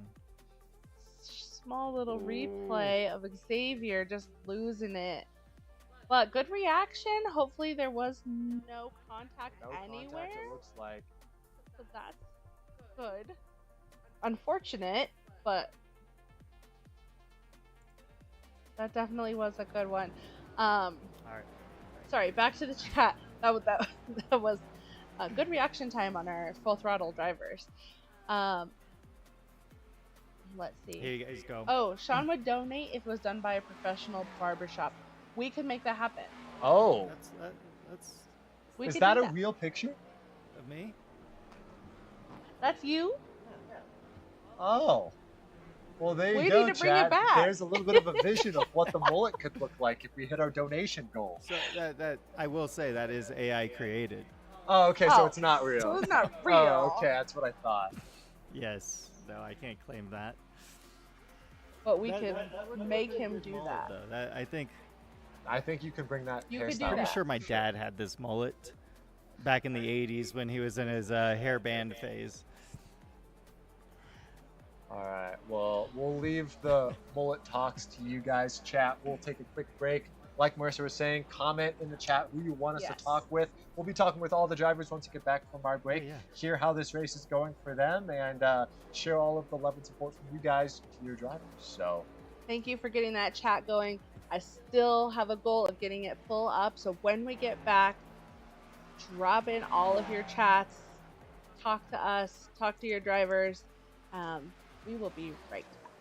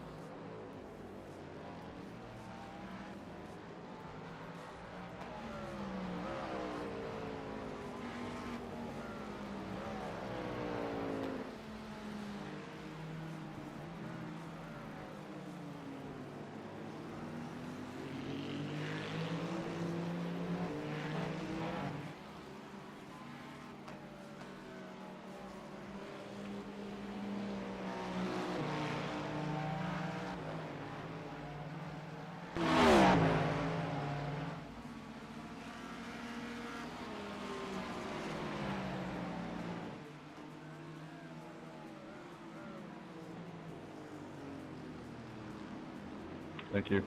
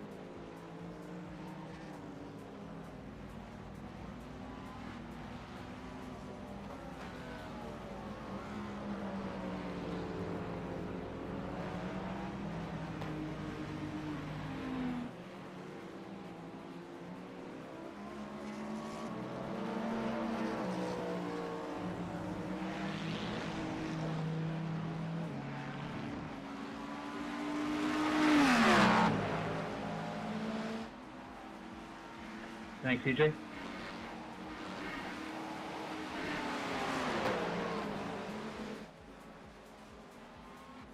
Sir.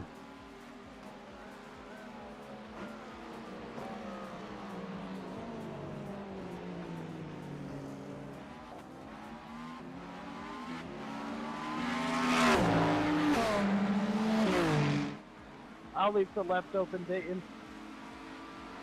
You're all good, man. There's nowhere to pass.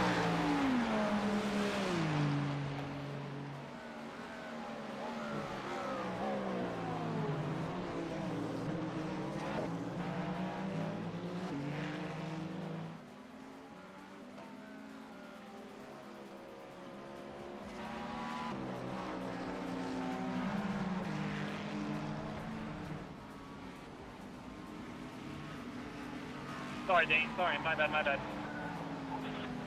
You're all good, dude. I was losing the rear. The moment you go offline, you're dead. I got cool bath tires. I'm gonna pretend that was an overtake for the lead.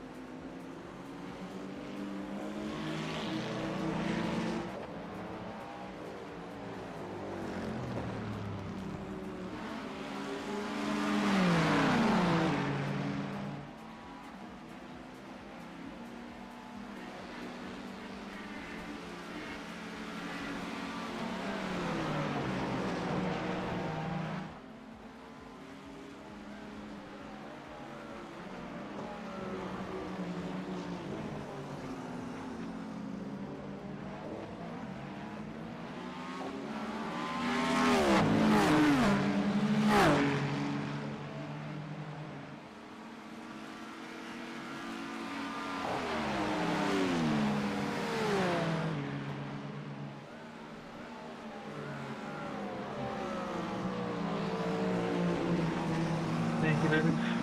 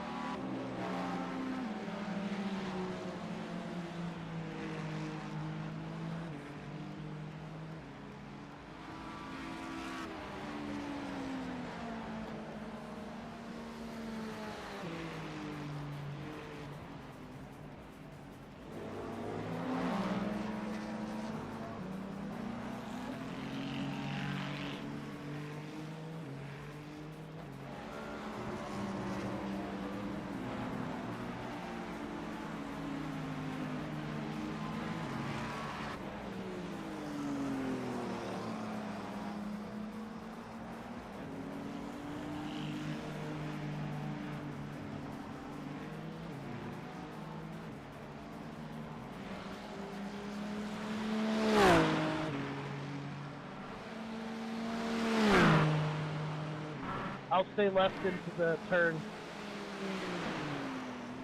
Thanks, Dane.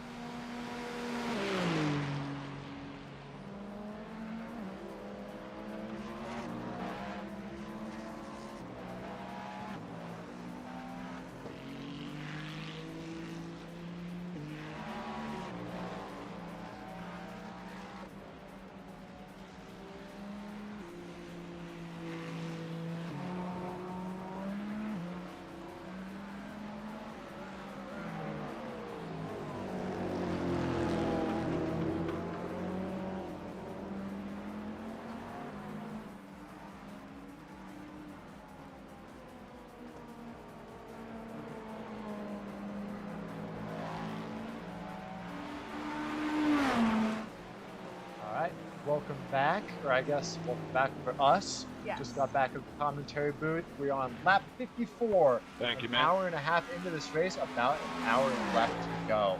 And this race has been a pretty uneventful one. It has been. However, there have been some little moments where it's like, oh, big off track. We're starting to get more of those black flags. So things are starting to happen. It's just a little slow creeping.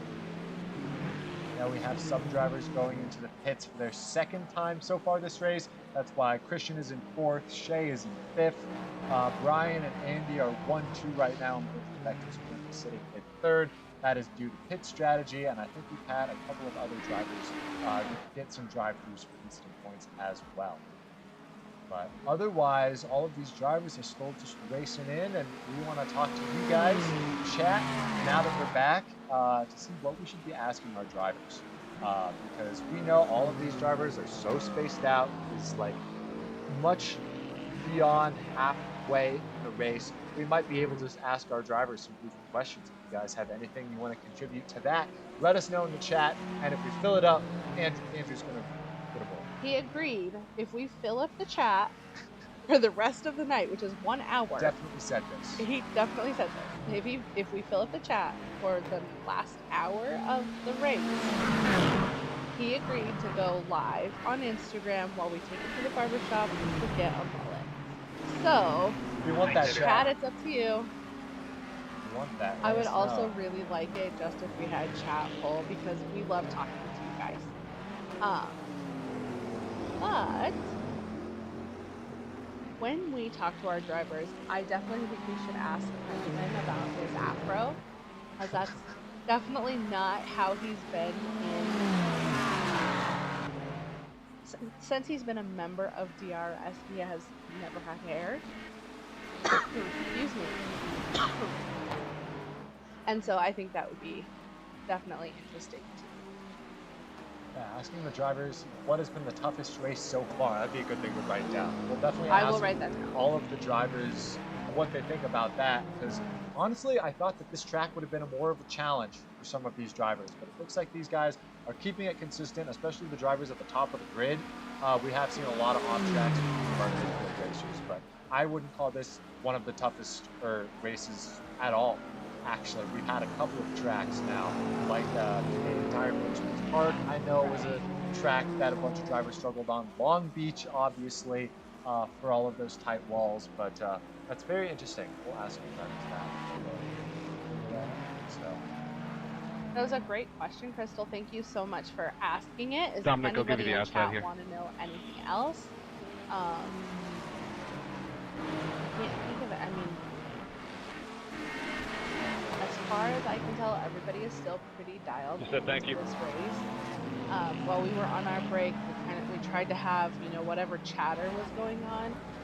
When our drivers are focused, they are silent. They don't talk. It doesn't give a lot of great content. But we're I'll going to send you hop the in with inside. them. I'll We're going let to off. ask them your questions. We're going to show them Thank you, sir. that you're here to support them. So please drop us a chat. Let us know.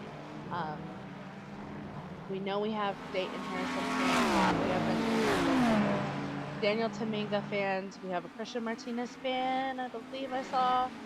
Yeah, let us know who you want us to hop in with first. We've got Mile High with only EJ. We'll definitely ask EJ some questions. We got Full Throttle. We've got Moto House, Christian our leader, who will definitely have an echo. Just a little bit of a warning for the viewers at home, for the headphone listeners, because he does not race with headphones. We've got OK Motorsports. That's Andrew Cody and Brian Sabelski, who are currently 1-2 right now. They're in the race right now, and then Bull Bar as well. So just let us know who you want us to hop in with, and And as soon as we get that chat going, oh, we have Terry. That's a Benjamin Bechtel fan. If we get that chat going, the chat will get going. We just have to be Okay. doing something, all right. What do you want to do? I think we should hop on board with Full Throttle so far, just to get their opinions on how the pit strategy's been playing out, talk about some afros, and then ask them what the hardest race has been so far in this league. So let's go Definitely, ahead. we're hopping in with Full Throttle chat. So if you have any additional encouragement while we get set up on our end. Hey, Full Throttle, this is the production booth. You guys got us?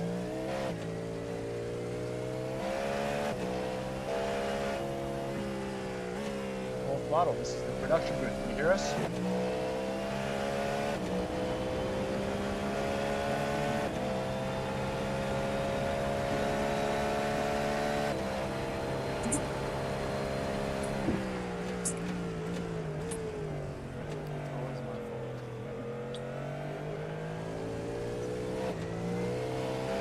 throttle. This is the production booth. You guys got us?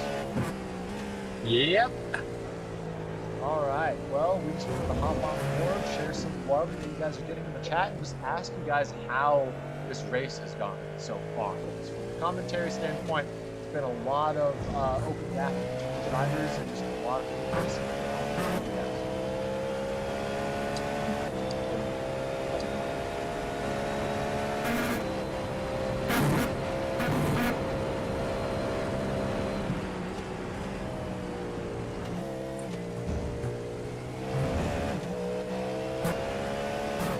Yeah, for me, I didn't have much. Sorry, go ahead. No, you're good, Don. I was just going to ask how your race is going. I didn't have much on practice, so I have pace, but just not the consistency I need. A lot of off tracks and the new setup I'm still getting used to down here at the Lafayette location. Is it just like driving the Miata though? Not quite. Miata's definitely more stable, and there's a manual. And if you punch the throttle,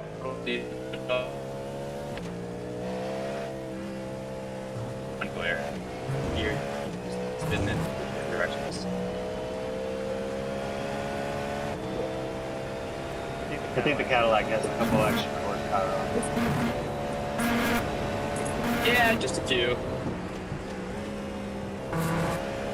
Alright, what about you? How's your race been going so far? It's been going basically exactly how I wanted.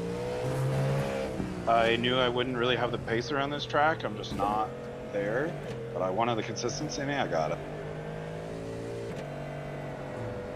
And we held some pretty consistent pace, basically 5 the entire race, and we've just been seeing some pretty decent pace out of all of you guys so far. So pretty great to see. Yeah, other than my 2 incidents at the beginning, I've kept an entirely clean light race, which is the goal. Nice, well, good job. We do have some chatters that wanted to give you guys some encouragement. We have Crystal, fan for Dayton. We have Terry and Leo in chat for Benjamin. And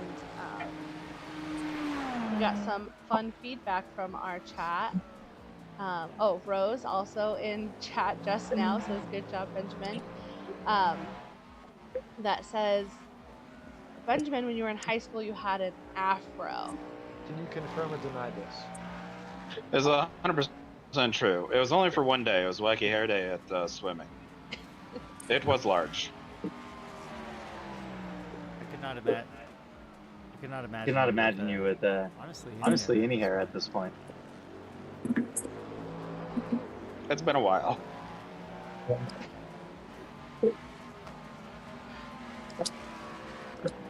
Yeah, we've been having a couple of conversations on stream about hair, surprisingly, and I wanted to ask you guys, how did you guys feel if Andrew had a bullet?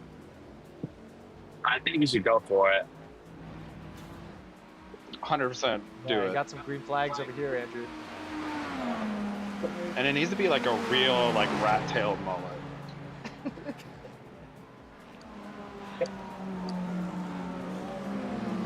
Oh, Terry has pictures of the afro. That is true. All right, we do Yep, have that is one my mom, other... and she will have the pictures. We do have one other question that came in from chat that says, what race has been the toughest so far? We've only got 3 races left so far in the season, and we've had a lot of difficult ones, but I want to hear from you guys, what do you think has been the toughest race for you individually and for your team as well? I think Long Beach, that track is just suck.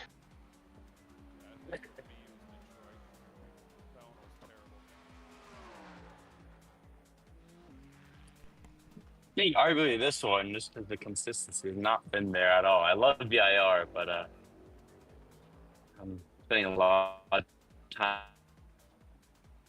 if they're asking that. All right. Well, thanks for answering our questions, guys. Do you have anything else you want to share to your fans before we hop on board with a different team? Thanks for cheering us on.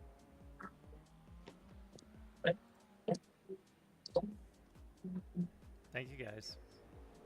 Thank you guys. All right. Good luck with the rest of the race.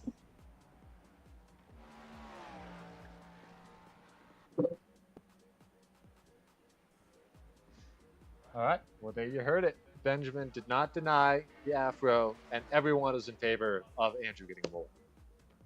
That's correct. There you go. So it doesn't seem like there's a lot happening team-wise or strategy-wise with Full Throttle. Benjamin is trying to keep it consistent. He knew that the pace wasn't there, that he said, so he's just been running his own race, and I think that same could be said for both Dom and Dayton. So very interesting stuff there, and they appreciate all your fan support. So thank you guys. Thank you, Right. chat. Definitely, and I think after talking to Dominic, we've seen that he's had a couple of drive-throughs, and so we kind of know that he may be struggling a little bit on this track, but There's Dom going off. We've seen so many drivers going off on this turn. And yeah, just hitting the gas a little bit too hard to try and rejoin as well. You can see the back end just fishtailing out a little bit, rejoining the track, but that's VIR. Thank you.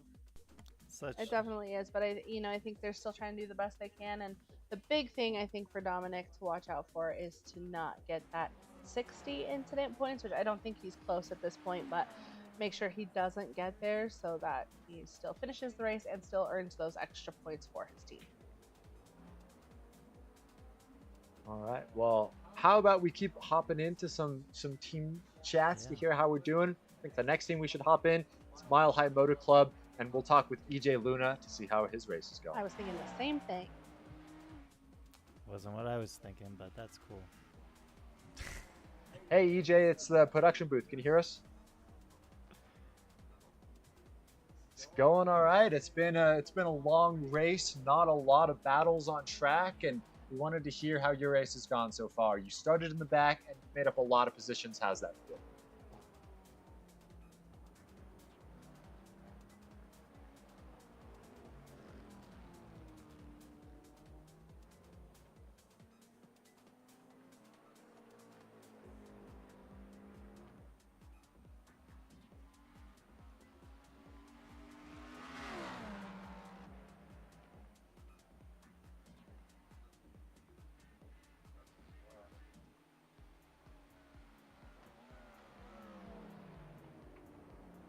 Is there anything you can say as far as your pit strategy or how you're feeling about this track?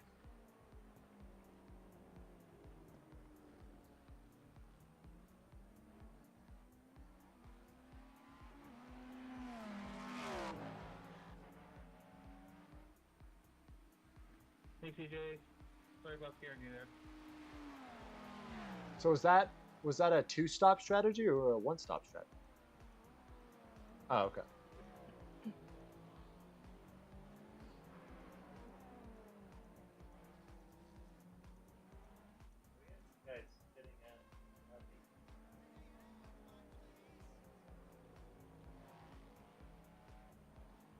We agreed. We thought it was really early as well. Yeah. We'll just have to wait and see. Well, the commentary booth has been very impressed with the pace that you've consistently had, making up all those positions from the start. Didn't have the best qualifying. Was there anything to that? Did you just not get a good lap in? Thanks, Nate.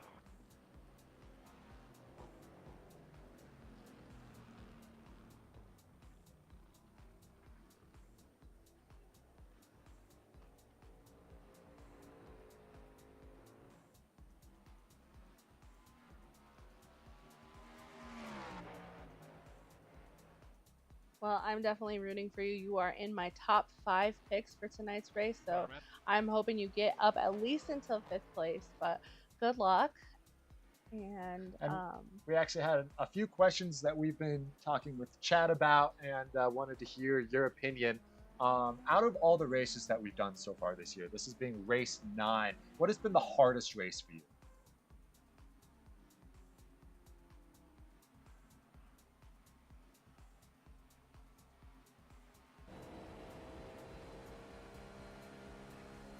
Yep, we've heard Detroit from a couple of full throttle racers as well.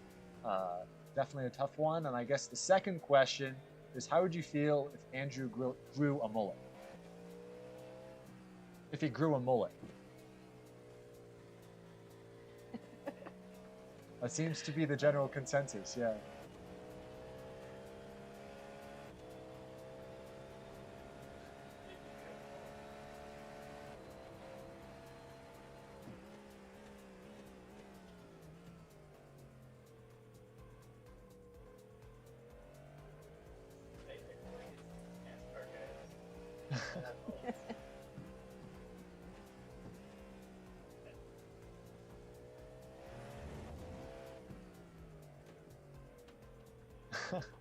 Hey, it's a trendy haircut these days.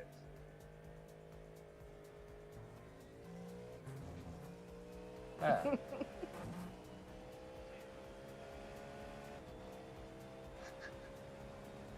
Well, it's a good thing you're not 40 yet.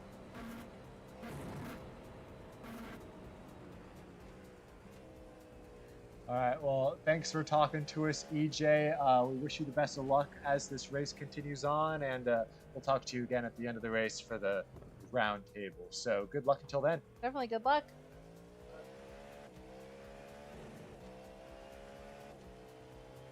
Andrew, we're going to keep asking all of the teams their opinion on this question. I hope you know.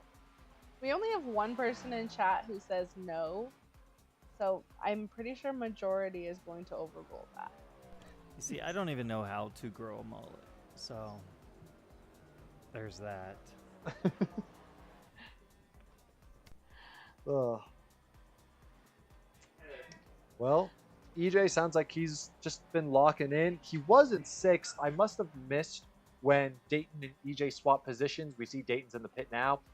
I say as they swap positions. But yeah, EJ's been sitting in 6th.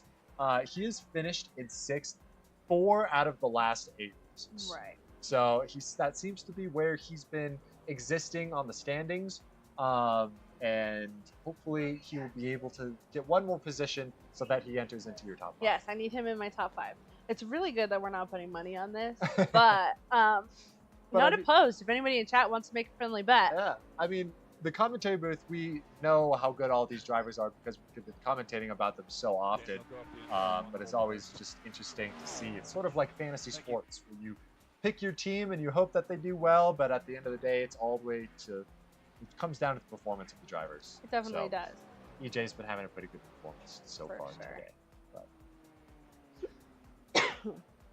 All right, next up on our team chatter, we've got Christian Martinez, Daniel Taminga, and Xavier Williams for Moto House. We're going to hop on board with them and see how they're feeling about this race so far and ask them all of the questions.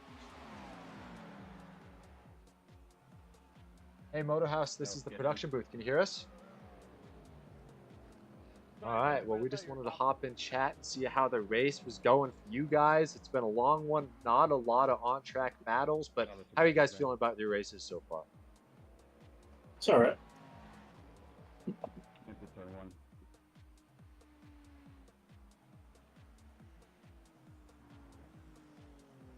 Take right side. Is there anything you can say towards your pit strategy, how you're feeling about this track, things you like, things you don't like? Could you repeat that? What do you like about this track? What do we think or what do we like? Either. What are your thoughts on this track? Sorry, I had to adjust your volume. You guys were really quiet. This track sucks. The end. No, it's just it's a tough track to maintain balance on the front of the car with.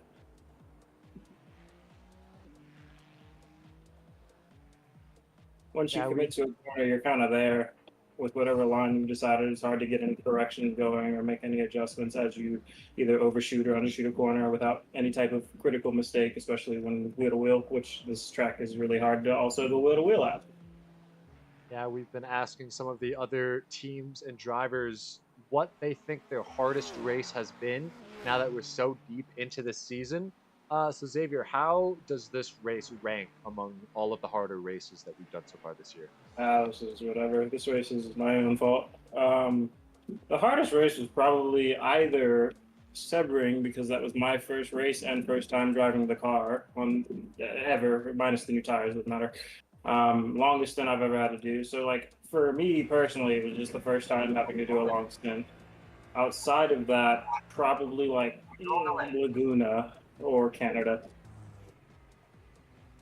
Interesting. All right. We have not heard those answers from all the other drivers, so it's just interesting to hear some more insight. So, interesting stuff. Hardest one. Can you guys even hear me? We can hear you. We Yep. hear you now. The hardest one was the one that I didn't win, which is the one that I didn't join because I wasn't in the league yet. That's I'm real. pretty sure you didn't Daytona. win race 2 or race 4 either. I don't think. Yeah, Laguna was tough. I think Laguna was my toughest race. Yeah, Laguna was tough. Yeah, Laguna. You did have one of the most memorable incidents at that race, so that does check. I gotta tell you, production, it's interesting that it ends up being the same car every time. Benjamin ass packed me at Laguna. I wasn't gonna say any names, but it's the same car every time. Getting into somebody's rear end. I'll say it. I got ass packed, but it was all good. That was a fun racing. That was like a fun lap of wheel to wheel racing. It was definitely entertaining for us to see as well. Oh yeah. All right, well, Christian, how's your race been going so far? You've got a pretty good gap over second place right now. Just keeping it clean, keeping it consistent. Yeah, just trying to keep it off the track. And we have noticed you did hit a bit earlier than some of the other drivers as well. Is that a strategy? Yeah, I did. Wait, yeah, I pitted earlier to have less fuel. I don't even know what I did that for. Just a setup thing. Yeah, so I just pitted because I was the max fuel I could have in that setup. And that was not real much strategy, I guess, to it, other than I couldn't put any more fuel in the car. Well, we definitely don't want you to run out of gas. Yeah, I think there were three drivers that pitted on 18. We were trying to figure out why. Oh my god. What is what's the next race? Next track? Indy. Indianapolis road course. And then what? And then after that, is that it? The last race? Road Atlanta after that, and that's it. Road Atlanta? Yeah. Yes. Road Atlanta should be fun. We might do Indy as the oval. You guys want to do that? That'd be great. Let's talk about it after the race. That does pique my interest. But it Let's has let to be them unanimous. focus. Remember, guys, it has to be absolutely 1,000%. No, everyone has to be like, yes, yes, yes. Yeah. If anyone is like, We would never do oval. That would be so. I don't know. honestly, that'd actually be more Pretty fun. sick, bro. I'm not gonna lie. You to guys you. think It would so? be pretty solid, bro. I vote yes. Yeah. If there's a drop race. That's it. Wait, If there's wait. not a drop race, then the vote is absolutely not. Ooh, I like that. This man knows how to negotiate. Mm-hmm. I'm with the race leader on this one. Let's bring the vote for the oval to the end of the race. Yeah, but remember, it has to be unanimous. I like these conditions, Christian. Yeah.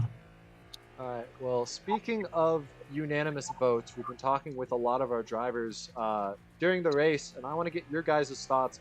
What do you think? Should Andrew grow a mullet? A mullet, huh? Depends on what the facial hair combo looks like, man. You gotta rock the right beard mustache combo to make it work. You can't babyface it or else you'll look ridiculous, you know? What about a man bun? Ooh. Oh no. He's going the opposite direction. Yeah, a man bun, dude. But how will they know That he likes sounds to party in the absolutely- back? I think there's probably a best of both worlds haircut in there somewhere. I think you should grow a man bun, get a tan, be like a real That's Italian. sad. Take From steroids? Florida now? Yeah, he's Italian, so he gets and take some steroids, be a real jack Italian. Start serving us all pasta. I feel like this is taking a turn for the worse. Oh, Andrew, did you ever watch Jersey Shore? Absolutely not. Okay, well, You missed out. yeah, what the hell, dude? You had to be there.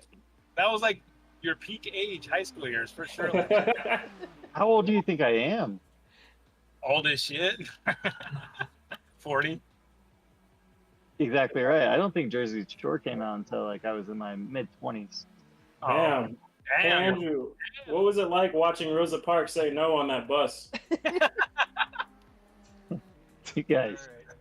What was it like watching the first person get to the moon and walk the moon? How was that like, huh? Am I the oldest here? I might be. Well, we Yeah, do dude. have a message for you, Christian, in chat. Madeline says, let Chris know we're all watching him race in El Paso. So your fans are watching. This isn't really much of a race, guys. I haven't been wheel tool You're- with this person. Your family's out of town and you couldn't practice at all?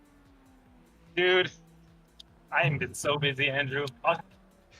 Very busy. I So, get it. I get it. yeah. But But I yeah, mean- you got 20 seconds. You got 20 seconds on Brian right now.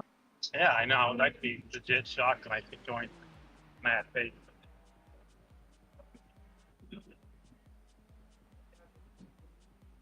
But we decided what next cars we're gonna race next season, or no? Not yet. Not yet.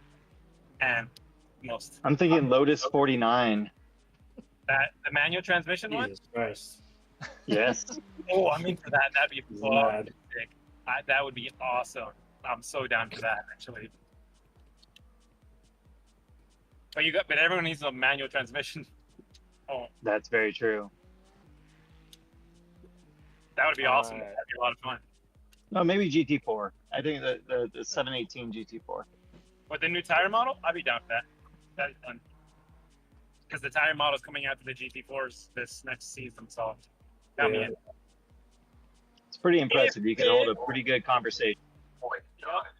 But again, and only if there's a drop race. But if there isn't, count me out. There will definitely be a Yeah. drop race next season. No, Don't I mean, worry. let me rephrase that. If there's a drop race this season, then I'm in. All right. Well, we have to go talk with some other Thank you, teams. John. Thank you guys for Thank you, chatting John. with us. Always great to hear you guys' opinions on racing. And we're going to wish you guys the best luck here as this race comes to a close. And we'll chat with you again in the round table after the race is over. So good luck, guys. Thank you. Good luck out there. Later. Andrew, we do have a chat for you. Someone is asking, what is it like being the only dinosaur left? That doesn't make sense. I'm not that old. Yeah, I'm sorry, Andrew. I don't know why you caught so many strays in that voice channel, but Yes, you did. I guess these drivers really didn't have much else to talk about. I know. That's why I said it. It's pretty impressive that they're able to carry on such a fluent conversation while holding first place in the race. You know, Christian Right, is well- a very, very talented driver. I will say. Oh that. yeah. I mean, like 20 Definitely. seconds in front of second place, he definitely has the pace over the field, and it's always great to listen to him talk while he's driving. So Yeah. we've got two more teams to hop on board with. Next up, we got OK Motorsports with Andrew Cody and Brian Sabelski, who are currently sitting second and third, having a pretty good race themselves. So let's go ahead and hop on board with them and see how their races go. Not this season, Oh, Madeline. OK Motorsports. Okay, this is the production booth. Can you hear us? Hey, we got you. Yep.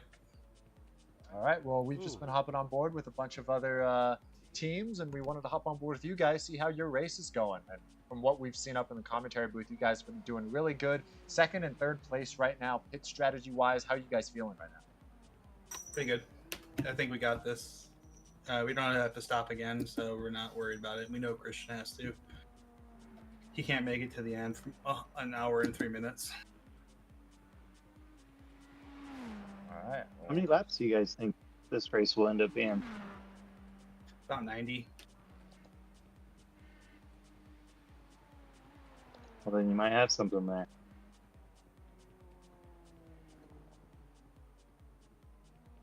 All right, you've been keeping it clean. Has this track been tough for you guys to get around, or are you navigating it pretty well? I'm navigating it pretty well. A couple small lockups here and there, just pushing a little too hard in the corners, but I'll let Andrew speak for his time. Yeah, no, pretty good. Happy with the progress, and yeah, Brian helped me out with a little extra practice throughout the week leading up, so that was a big help. You guys have been running really close to each other on track, like all race, going into the pits like at the same time, and it's just cool to see teams that coordinated with their team strategy. So I'm excited to see if the front shakes up at all, if and when Christian goes into the pits. Yeah, we think he's going to have to 3-stop it, so that's based on when he went in and what we know for fuel and all that, so unless he really backs off now. Which it doesn't really seem like he is backing off. So. No, that's not his DNA. he is 10/10ths all the time, and I think he's probably going to have to stop in the next 10 minutes or so. All right. Well, we'll definitely look out for that. We do have a question from chat that wants to know, for each driver, what race has been the toughest so far? Long Beach, I love street circuits, but just the tight nature of that. There's not really a lot of good passing opportunities at Long Beach. You just kind of have to be a lot more aggressive, and it's really, really difficult. And Andrew, I know that you're still relatively new to the league, but like, how does this race compare difficulty-wise to the other races you've done so far? I mean, I think for me, I'm progressing each week, so I'd have to say for me, the most sport, the first week that I raced here was the toughest one, because just getting used to it. What was that? All right. Something else I've just been looking at is, Brian, you are in first place for the driver points, but you have finished on the podium every single race so far this season. Yes, I have. How does that make you feel comparatively to the other drivers? He is still competing for the Drivers' Championship. I don't know. It's not easy. I mean, there's a lot of fast people here. I got to fight every one of these races just to get on the podium. So it's a little bit of luck and a little bit of skill. It's certainly not easy. Everyone here doesn't make it easy, and I wouldn't want it to be easy. So I'm really happy that I've podiumed in every race so far, and I hope to keep it going. All right. Well, one last question before you let you guys go. We've been asking all of these teams here. I want to know you guys' opinion. Should Andrew get a mullet? Nah, he doesn't need to do that. No. You're only the second person to say no. Well, it's your decision. You know, you're a grown adult. I'm gonna let you decide that for yourself. It's a very adult answer, Brian. We appreciate that. Thank you, Brian. I appreciate that as well.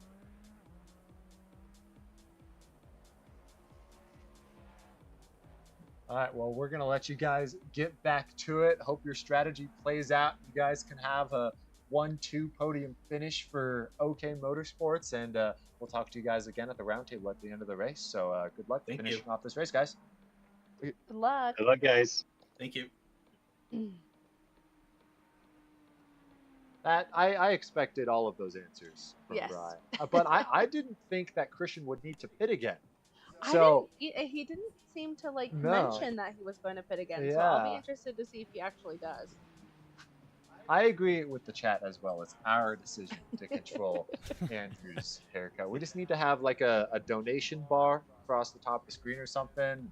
No, I'm just kidding. But yeah, OK Motorsports having a 1-2 finish in this race would be really good for them, points wise, especially. And I'm sure Brian would want another win, but it didn't sound like Christian needed to pit again. And he might run out of fuel. So we're going to keep a close eye on that 24-second margin between Brian and Christian for first and second. But otherwise, I have a feeling that our top three are pretty much going to stay our top three until the end of the race. We'll just have to see what Christian does. So very interesting stuff from OK Motorsports. Yes, very.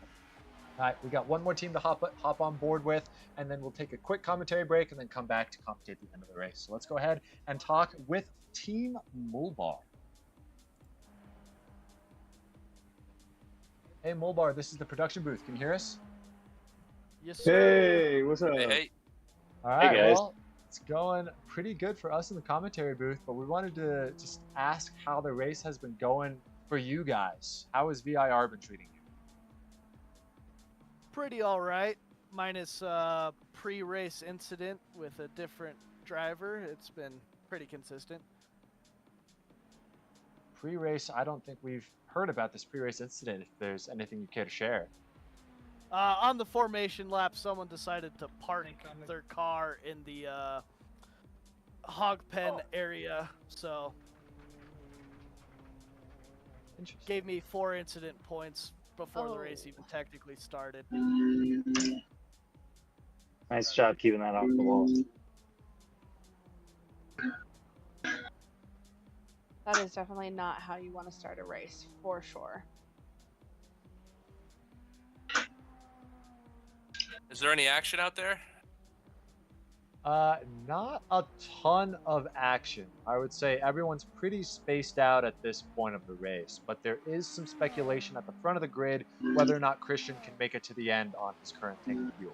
Otherwise, everyone is pretty consistent where they are. Okay.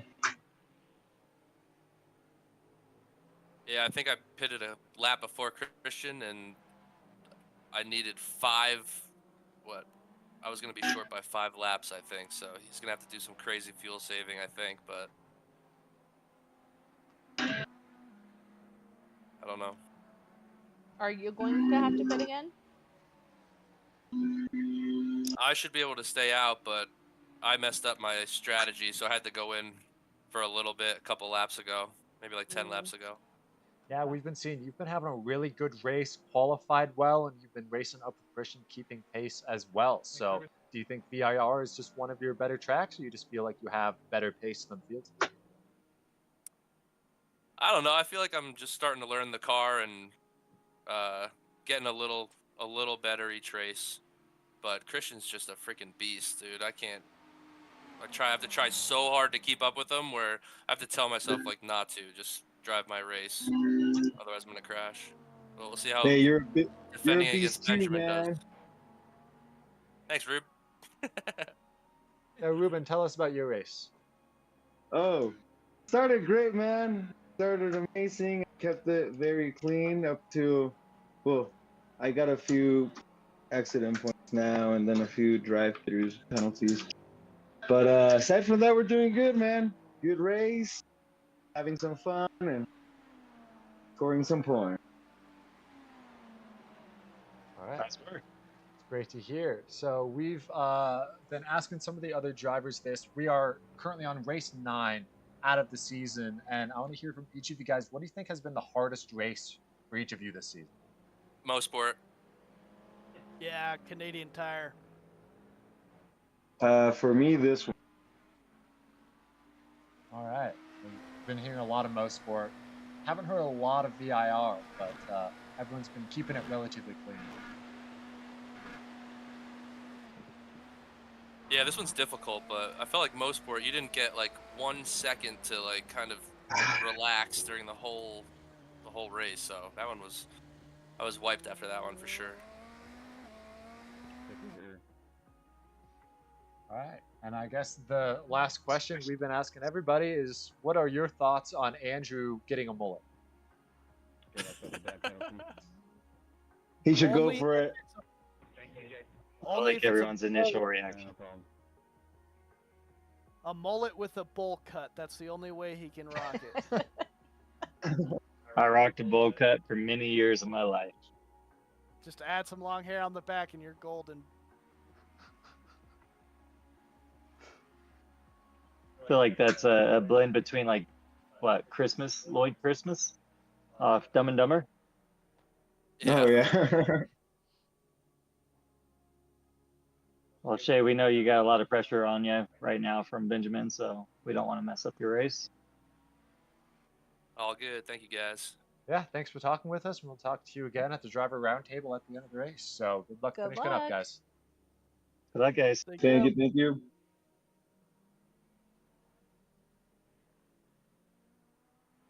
All right. It's always great hearing from all of our drivers, and I did not realize how close Benjamin actually was to Shay. Yeah, very close. Wow. I mean, like, we're two hours in, and we were anticipating not having any position swaps, but Benjamin looks like if he sees that position ahead of him, we know that think he's he's going to gonna go for it. So for sure. We're going to keep the camera on board here. Chat saying, loving the drivers' reactions. Asking if Andrew should get a mullet. Too funny.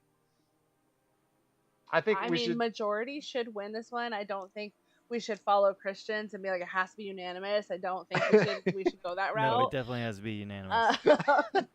I definitely think majority rules.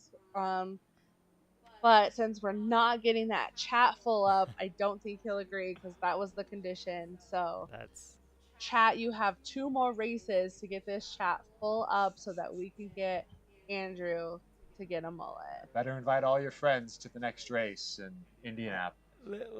Let's do a bet for next season. Yeah, next season if we could get this participation, viewership up, it might be a season-long thing, right? John, how long did it take you to grow that out? Let's see. Well, my hair was already longer than I think both of our hair is now. I cut it in March, and I think I had a fully fleshed out mullet around like June. So, given that time frame, I think a full season would be long enough to grow out your hair. And if we hit the goal, you'd cut it into a mullet. If we don't, you could just chop it off and you know go on to the next challenge. You're saying just grow it all out and then fix the front. I mean, there are different types of mullets. That's just the mullet I grew, but we can figure that out at a future day. We can consult a barber.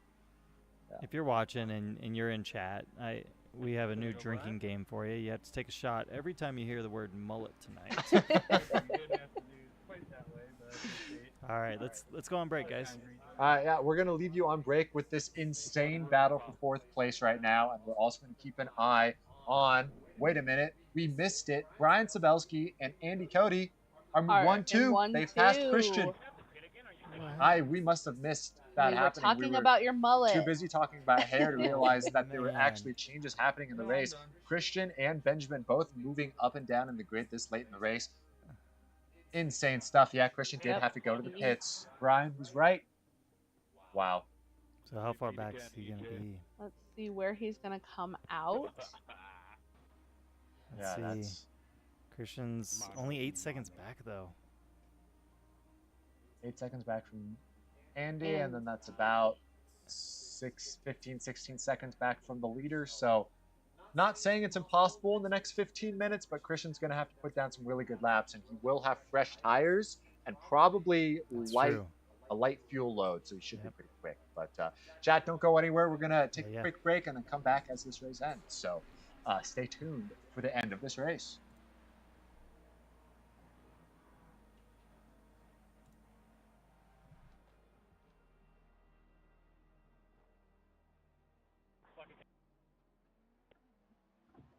Don't block for your teammates. This is shit.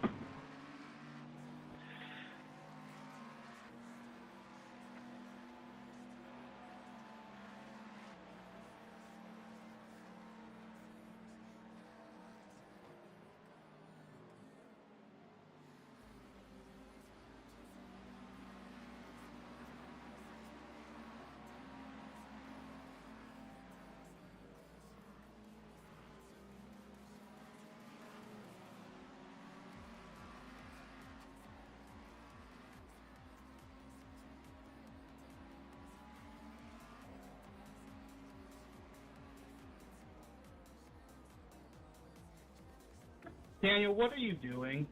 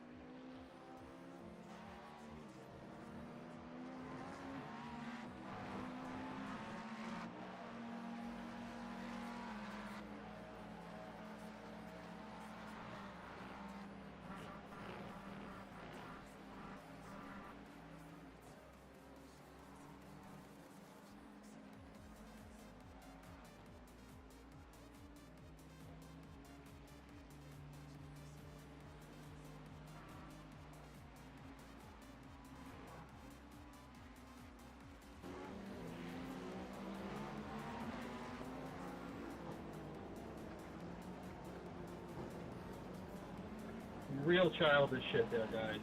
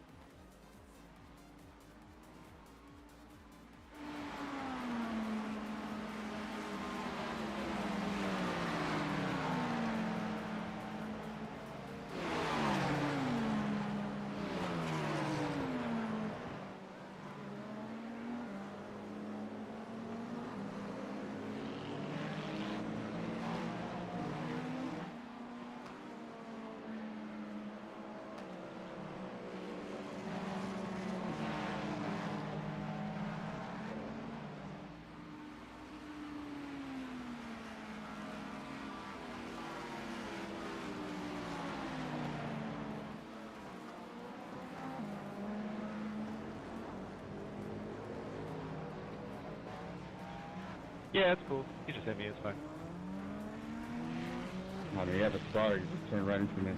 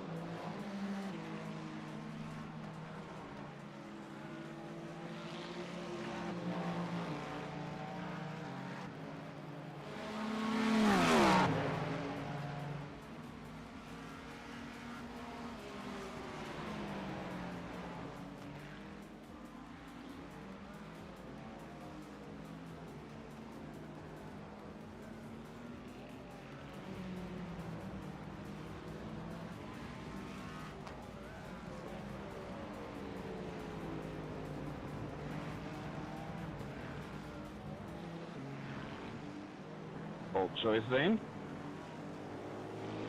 Make the move sooner, dog. I'm holding the gas pedal. It's a straight. What do you want me to do?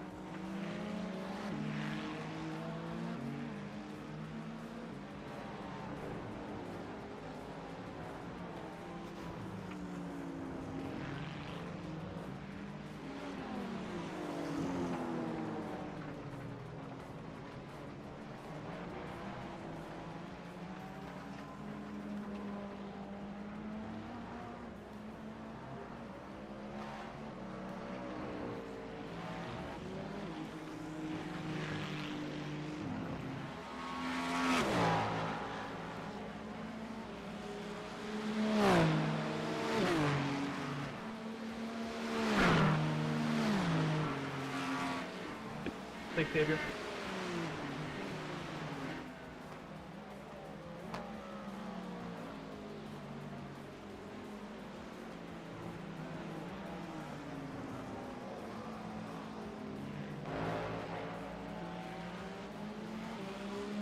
All right, we're back. Closing laps of this race, and as soon as we went off, we had some chaos. We had Benjamin Bechtel, who caught up to Shea Devereaux, who's currently sitting 5 seconds behind, and unfortunately went off, trying to make the pass here. And you can see Benjamin just locking up a little bit, coming around that turn. 30 seconds later, we had another one. Luckily, though, he had the minimum amount of incident points. He's not close to serving a drive-through, so it's not going to affect him too badly, but it does increase that gap. And, like, no, he's not fighting for position there. Right. But also when we were off, we were on board with EJ Luna, caused Andy Cody to fall back a little bit. Christian went into the pits because of a strategy, and here we're seeing Christian trying to make a pass for second. EJ replay. Okay, we're going back to the EJ replay. EJ diving it in. We believe that is Taminga, who was not letting him by. He was trying to chase down Dayton. You can see Andy Cody in the carnage there. And then we're going to switch away. But you can see Christian there getting some time back on Andy Cody, and that is what led up to the second incident that we were just looking at Christian trying to make an inside pass on Andy Cody, and let's just see how this plays out. A little bit of contact. Christian pushes him off the track and now has the inside lane coming into this turn. He goes in and he's just going to spin out, and Andy's going to lock up. They both miss the corner, but unfortunately for Christian, he's going to be backwards and Andy's going to remain going forwards, and Andy's going to keep his position. Tragic spin for Christian. Was trying to get that position back on OK Motorsports, get back in a second, but unfortunately, it's not going to happen. Nope. That was so exciting, and of course we were on our break, but we were watching. Very exciting. Last there's going to be 5 minutes left of the race, so these battles are getting close, and those incidents could have changed the outcome of this race for sure. We were not anticipating having drivers be this close to the race at this point in the race. We thought everyone was either like 30 seconds behind the car in front or a lap behind the car in front, but no, there are still drivers that are still very much close to each other. EJ's only 11 seconds behind Dayton now, Benjamin's only around 7 seconds behind Shea, and Christian is now 7 seconds behind Andy Cody. So since we last talked to you guys, nothing has changed in the running order, but there were a lot of battles and a couple of spins that could have changed the running order when we were off. So a little bit of chaos at the end of the race, but now we've got 4 minutes to go, and the intervals are looking about the same as they were. They definitely are. And you know, as we talk about strategy and all the different outcomes that can happen in a race, I think this race definitely came down to strategy. Yeah. I think, you know, we heard Christian speak on the setup of his car. It wasn't exactly where he wanted it to be, or didn't practice enough to have that set up correctly. Whereas Sabelski and Cody, who are on the same team, probably did have their setup honed in a little bit more. We know that Sabelski is a strategy king, and that's what they're winning this race on. Yep. Yeah, right now it's looking like an OK Motorsports P1 and P2 finish. This will be Andy Cody's best finish of the season, and this will be Zabelski's, I believe, 3rd win on the season, trying to match Christian's 4 wins on the season right now as well. So Sabelski, like we've been talking about, is still on the top of the drivers' standings, but there is still going to be a trivia that all of the drivers are going to be able to earn points for their teams here once the race ends in about 3 minutes or so. That's right. So chat, let's hear your very last encouragement for our teams as this race is coming to an end. We appreciate you being here, supporting our drivers, and, you know, and keeping our conversation going. We're not going to play the drinking game because, Crystal, you are right. We would all be hammered, and commentary would not do well in that situation. So we are not playing that game, at least not this game.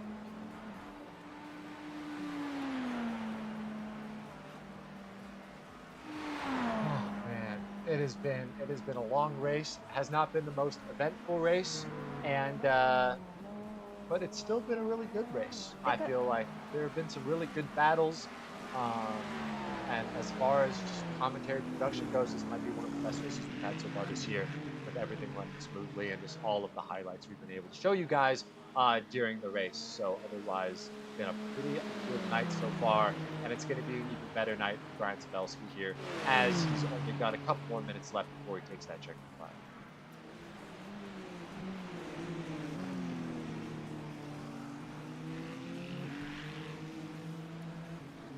Okay, this was definitely an exciting finish to the race.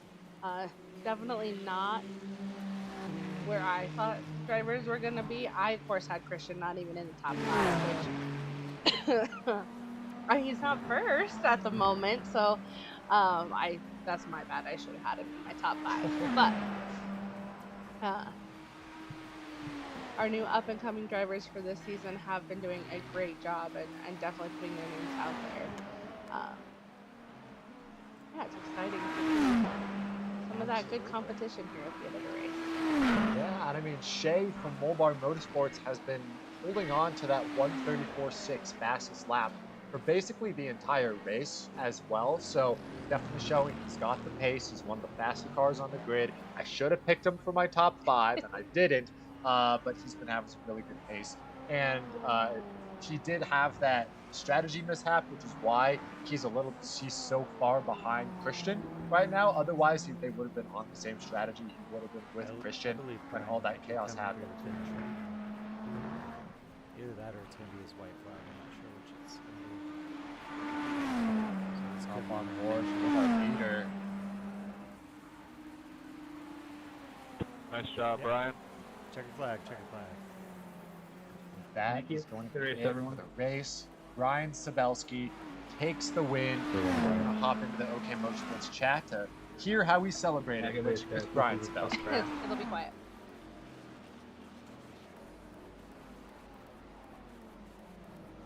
Good team strategy, Yeah, guys. good job That on the was win, quite Brian. the race.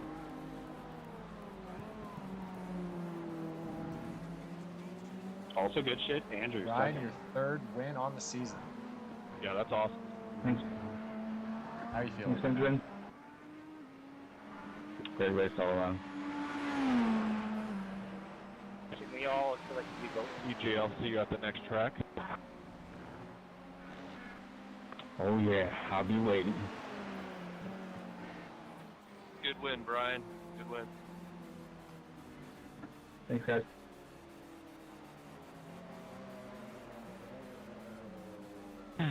Shay, of course, I never mess up that turn for 2 hours, and then when I'm about to overtake, I fuck it once. It was so dirty out there too. There's like, I mean, I don't know where you're gonna pass on this track, but yeah, good All race. right. Yeah, it got a little chaotic there at the end, huh, guys?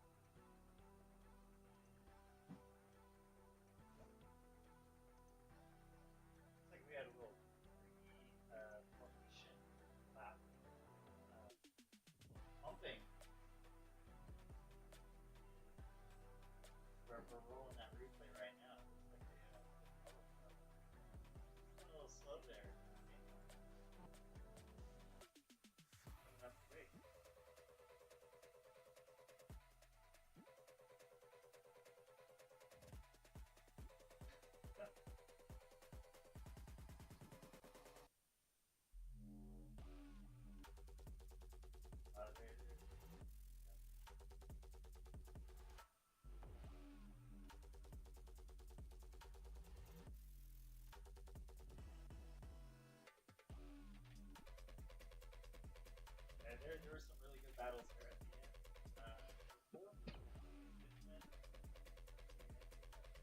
Shay. Yep.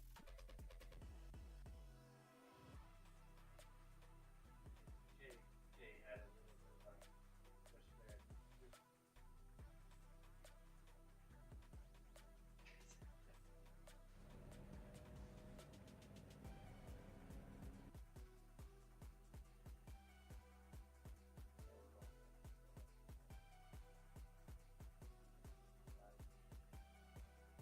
Yeah, and then it was quite the battle with Andrew and Christian there for second late in the race, all a product of all the incidents that happened prior to that. So some really interesting battles, like really late in the race. I was happy there was no contact. Very, very important.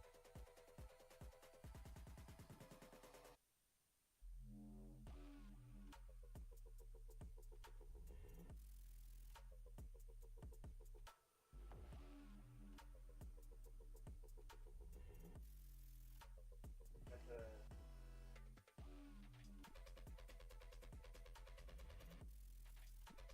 Yeah. Firstly, you want to get the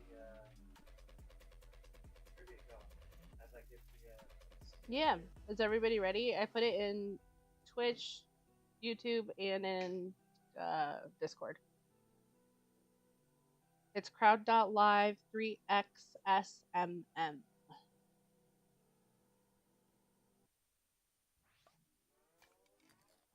Yeah, this is what you guys requested. Do you know each other? And so everybody at least has to get one right, right? You should get one right. crowd.live/3XSMM. Mm-hmm.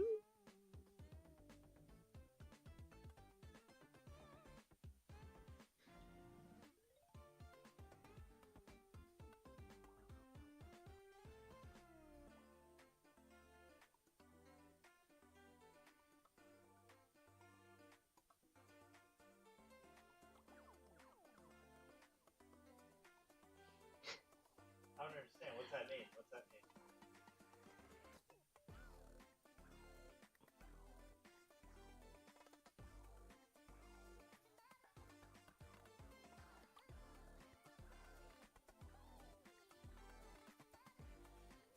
You're like, what a terrible strategy. I assume that you hit that button when you need contact, or when it was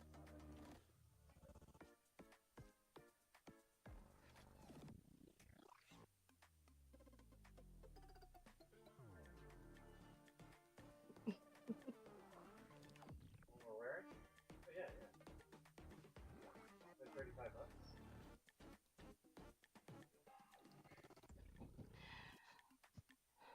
All right. Trivia is starting now. Is it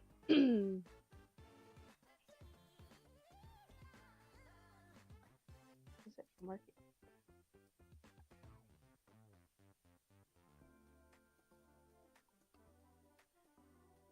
Whether or not he decides to give you the correct answer or try to screw you up is on him.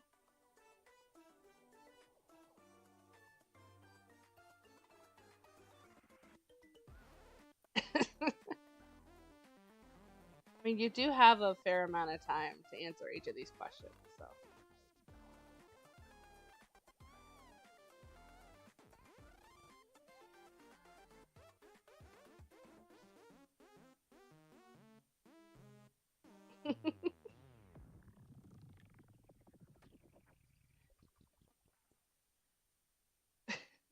Not this race. Though. These are based off of the answers you all gave me when I asked. So if they have changed,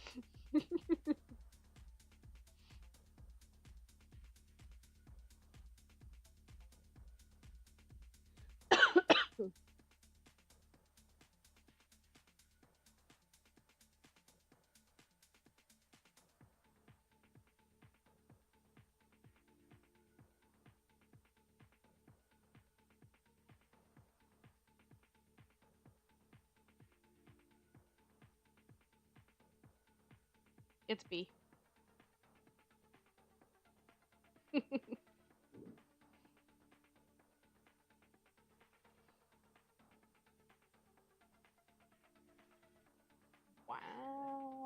Wow.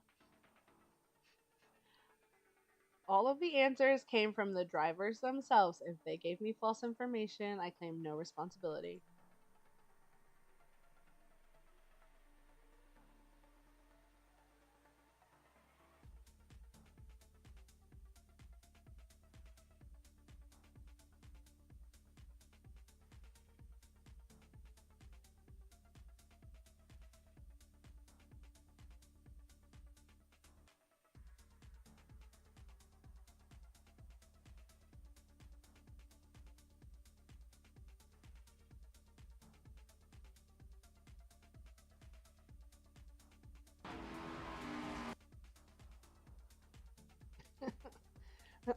If you gave me a month's answer, I may have converted it.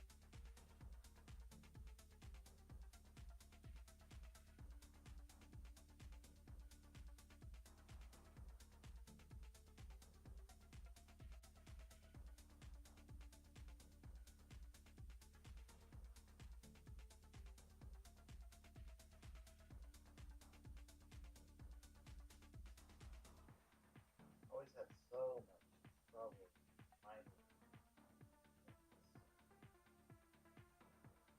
after the races.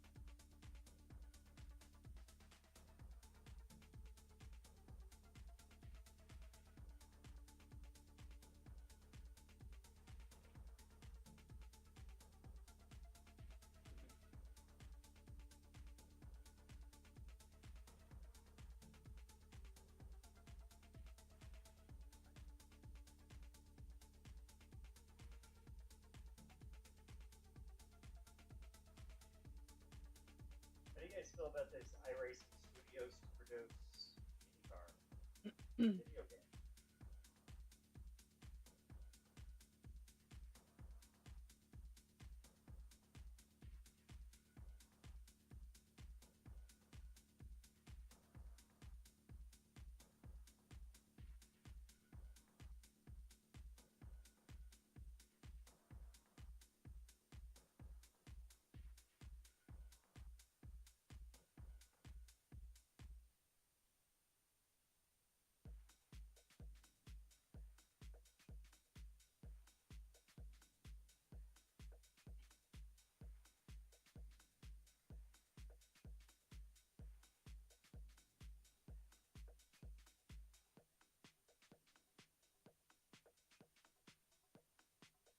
does HUD mean?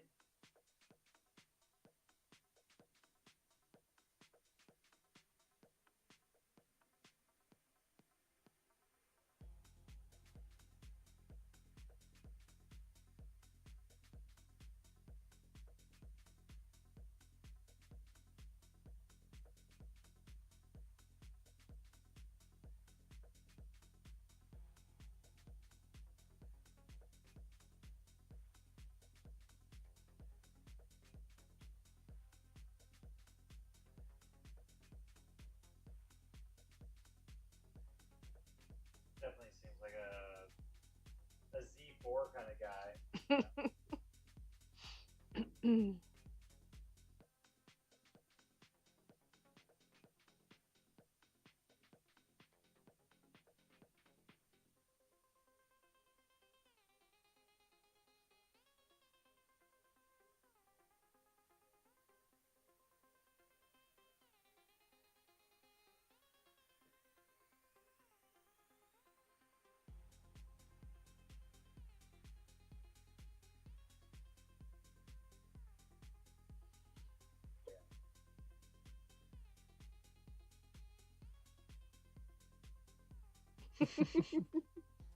Not every single one.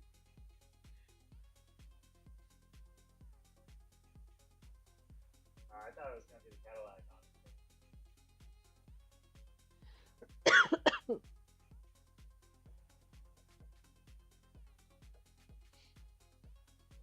Shit.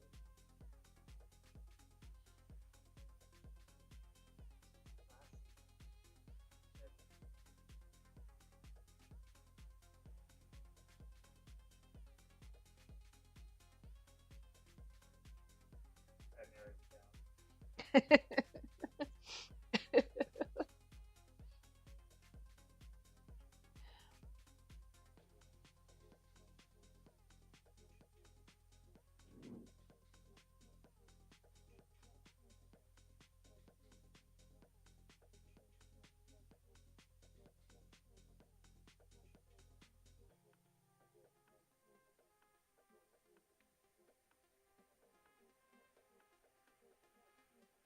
It's like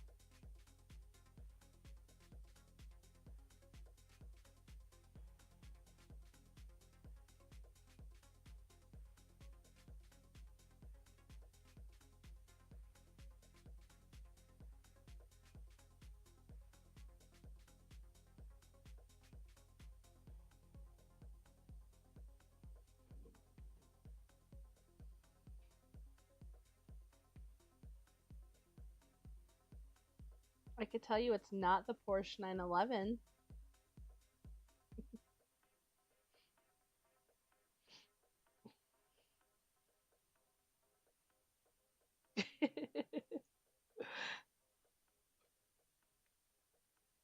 Probably a good idea.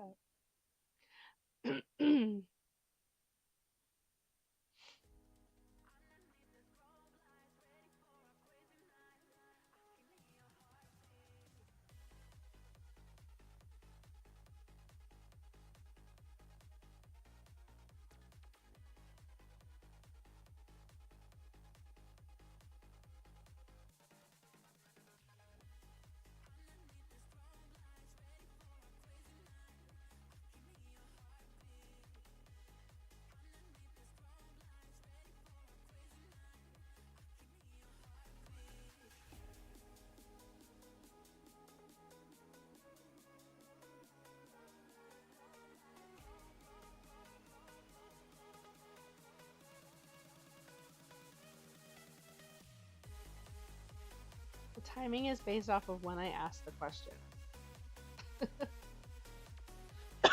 So when did I ask you these questions? I wasn't about to do the math for every single one of you guys.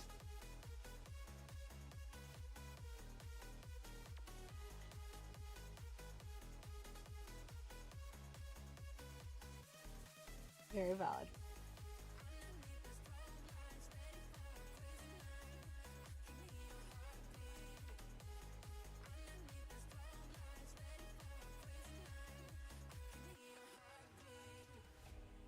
Hey.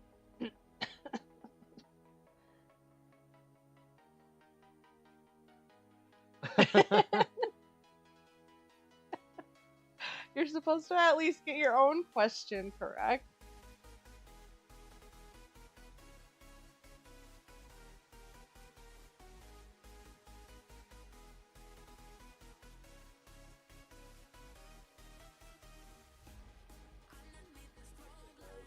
Since he's not here, should I tell you that he's not?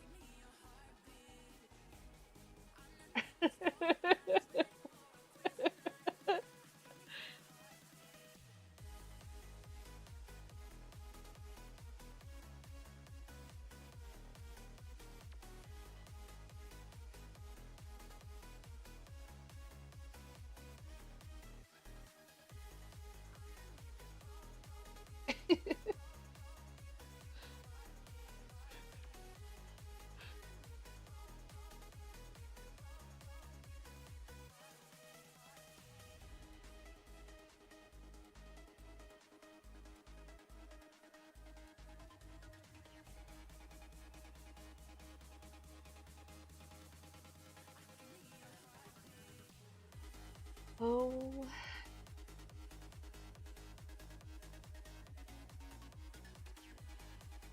I didn't know what half of these cars were that you guys told me. I had to look up every single one.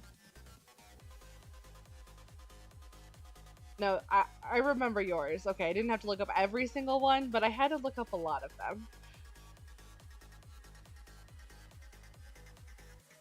Remember, this is the time that I asked the question, so not this month.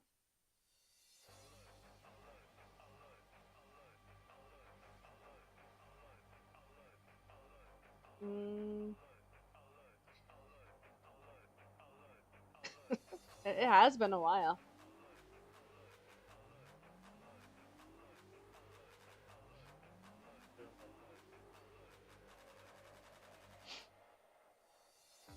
It's definitely not 5 years.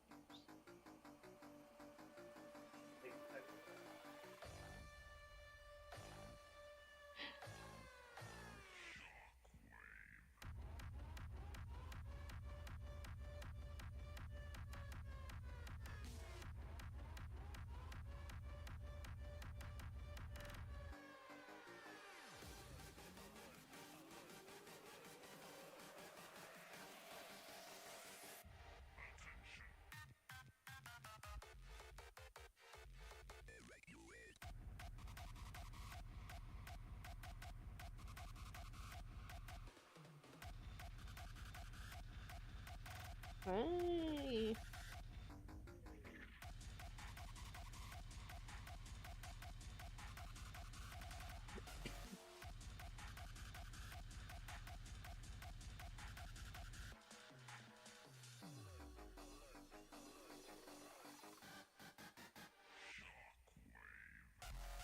Is the car he saw the other day listed?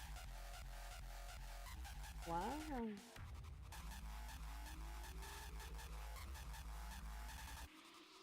Wow, that's pretty cool.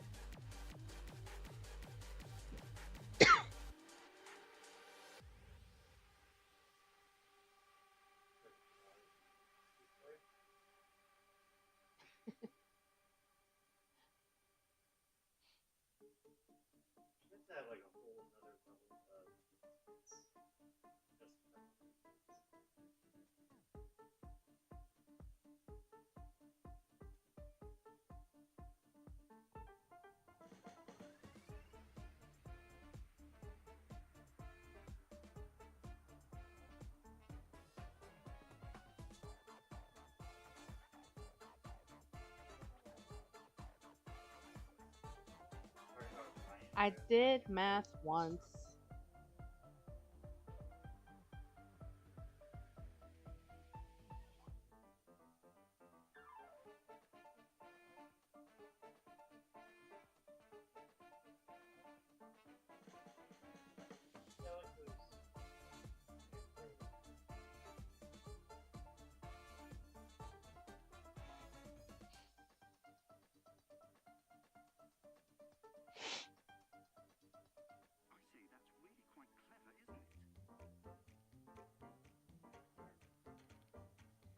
To the person in chat, the person who uses decimals in years is the accountant of the group.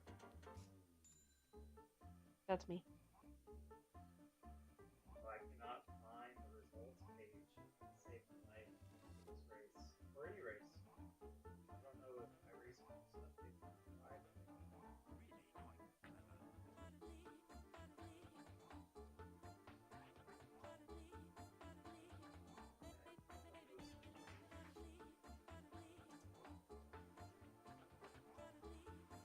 Anybody know this subsession?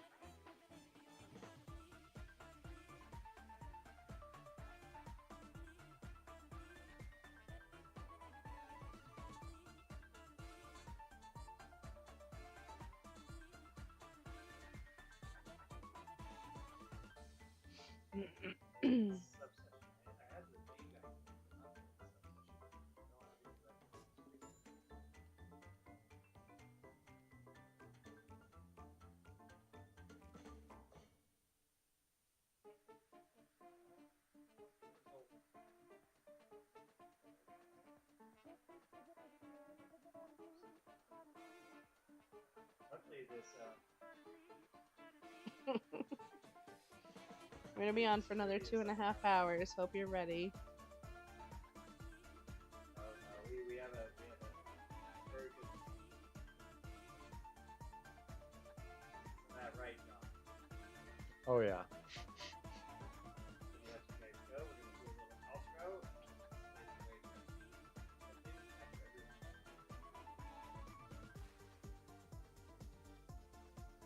Absolutely not.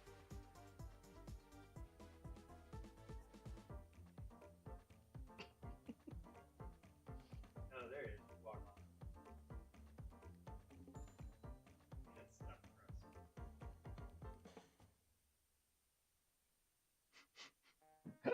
That's for you to find out. You can see if the door's locked or not.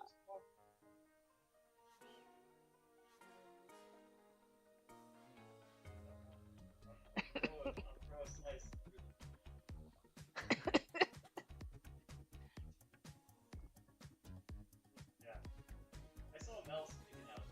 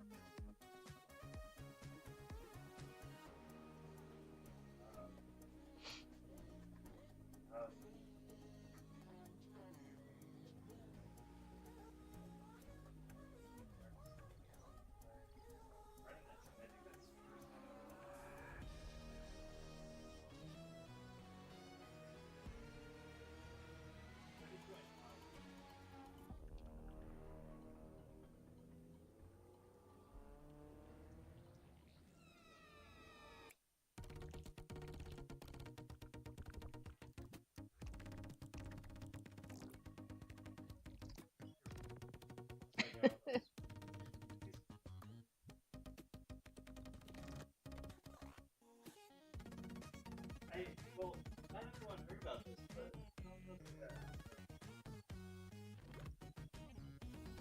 I didn't hear you. The what? Oh, Benjamin, when he was in high school, had an afro.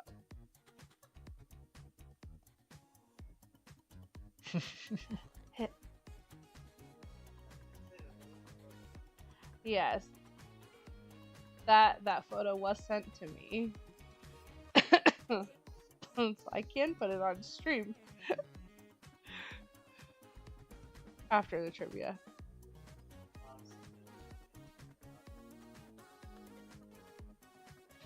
Do you have an objection? I don't even know. I'll have to look at it after.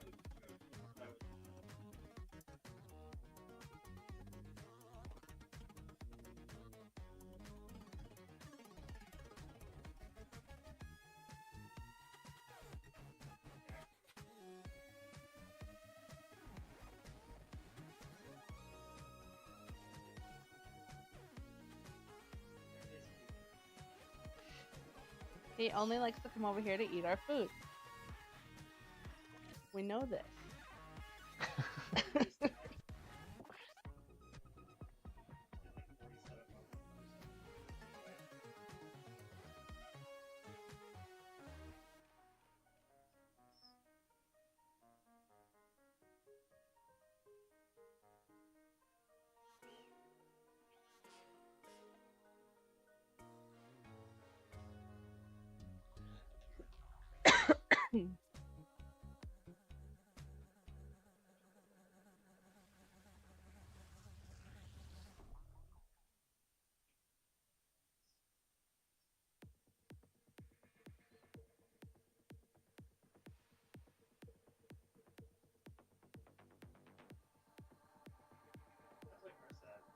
I think so. I'm pretty sure.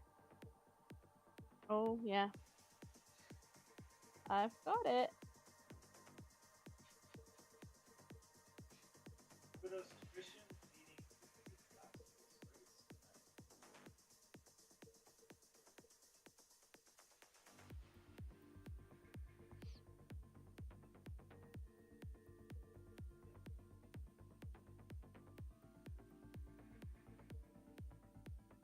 I had a typo? Oh, shoot. Sorry. You know, putting together 4 trivias every race is a lot.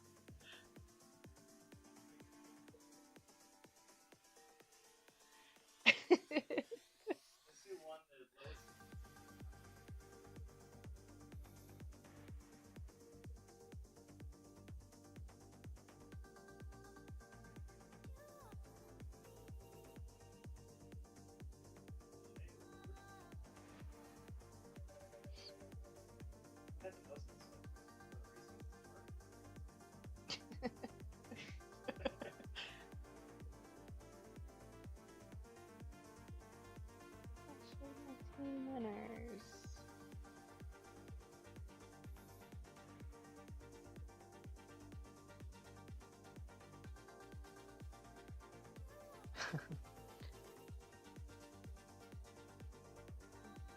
Get this picture up. I'm just gonna hold it up to the camera. I can't hear, so. No, I have my headphones off. Oh, the Afro picture. The Afro picture. I don't know how to focus it.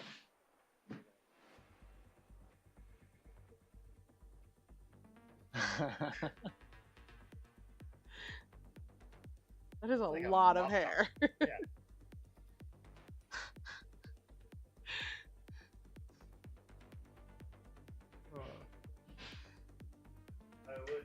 That's funny.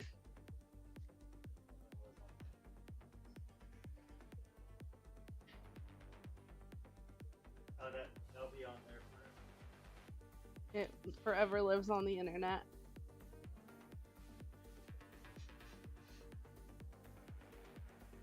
Okay, well.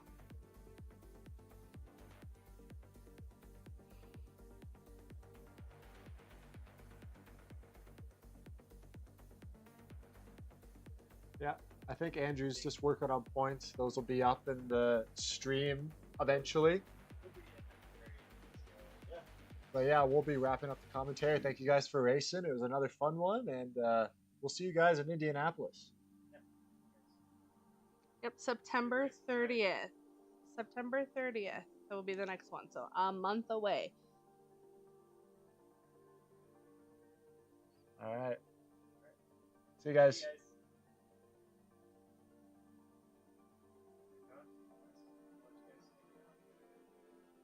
All right. Well, it's been a very eventful night, and a not very eventful night. It was a good race, lots of battles at the beginning and at the end, and a lot of fun interacting with chat and all the drivers. So thank you, Marissa, for being my co-commentator tonight. And it was an absolute blast. We'll be back again for Indianapolis. Definitely. Thank you guys all for interacting with us, and we hope to see you again in a month. And thank you for coming out and gracing us with your commentary. It's always a blast. And shout out to Andrew. Thank you for putting this whole thing together. We have 2 races left of the season. It's coming to a close. It's coming to a close, and it's been a fast. wild ride. Yes, it has. It's been really good, but there will be more to come. So this is not the end. In Definitely. fact, it might even be the beginning. Some would say. But we're still there. we'll sign it off. Thank you guys for watching, and I'll see you guys next.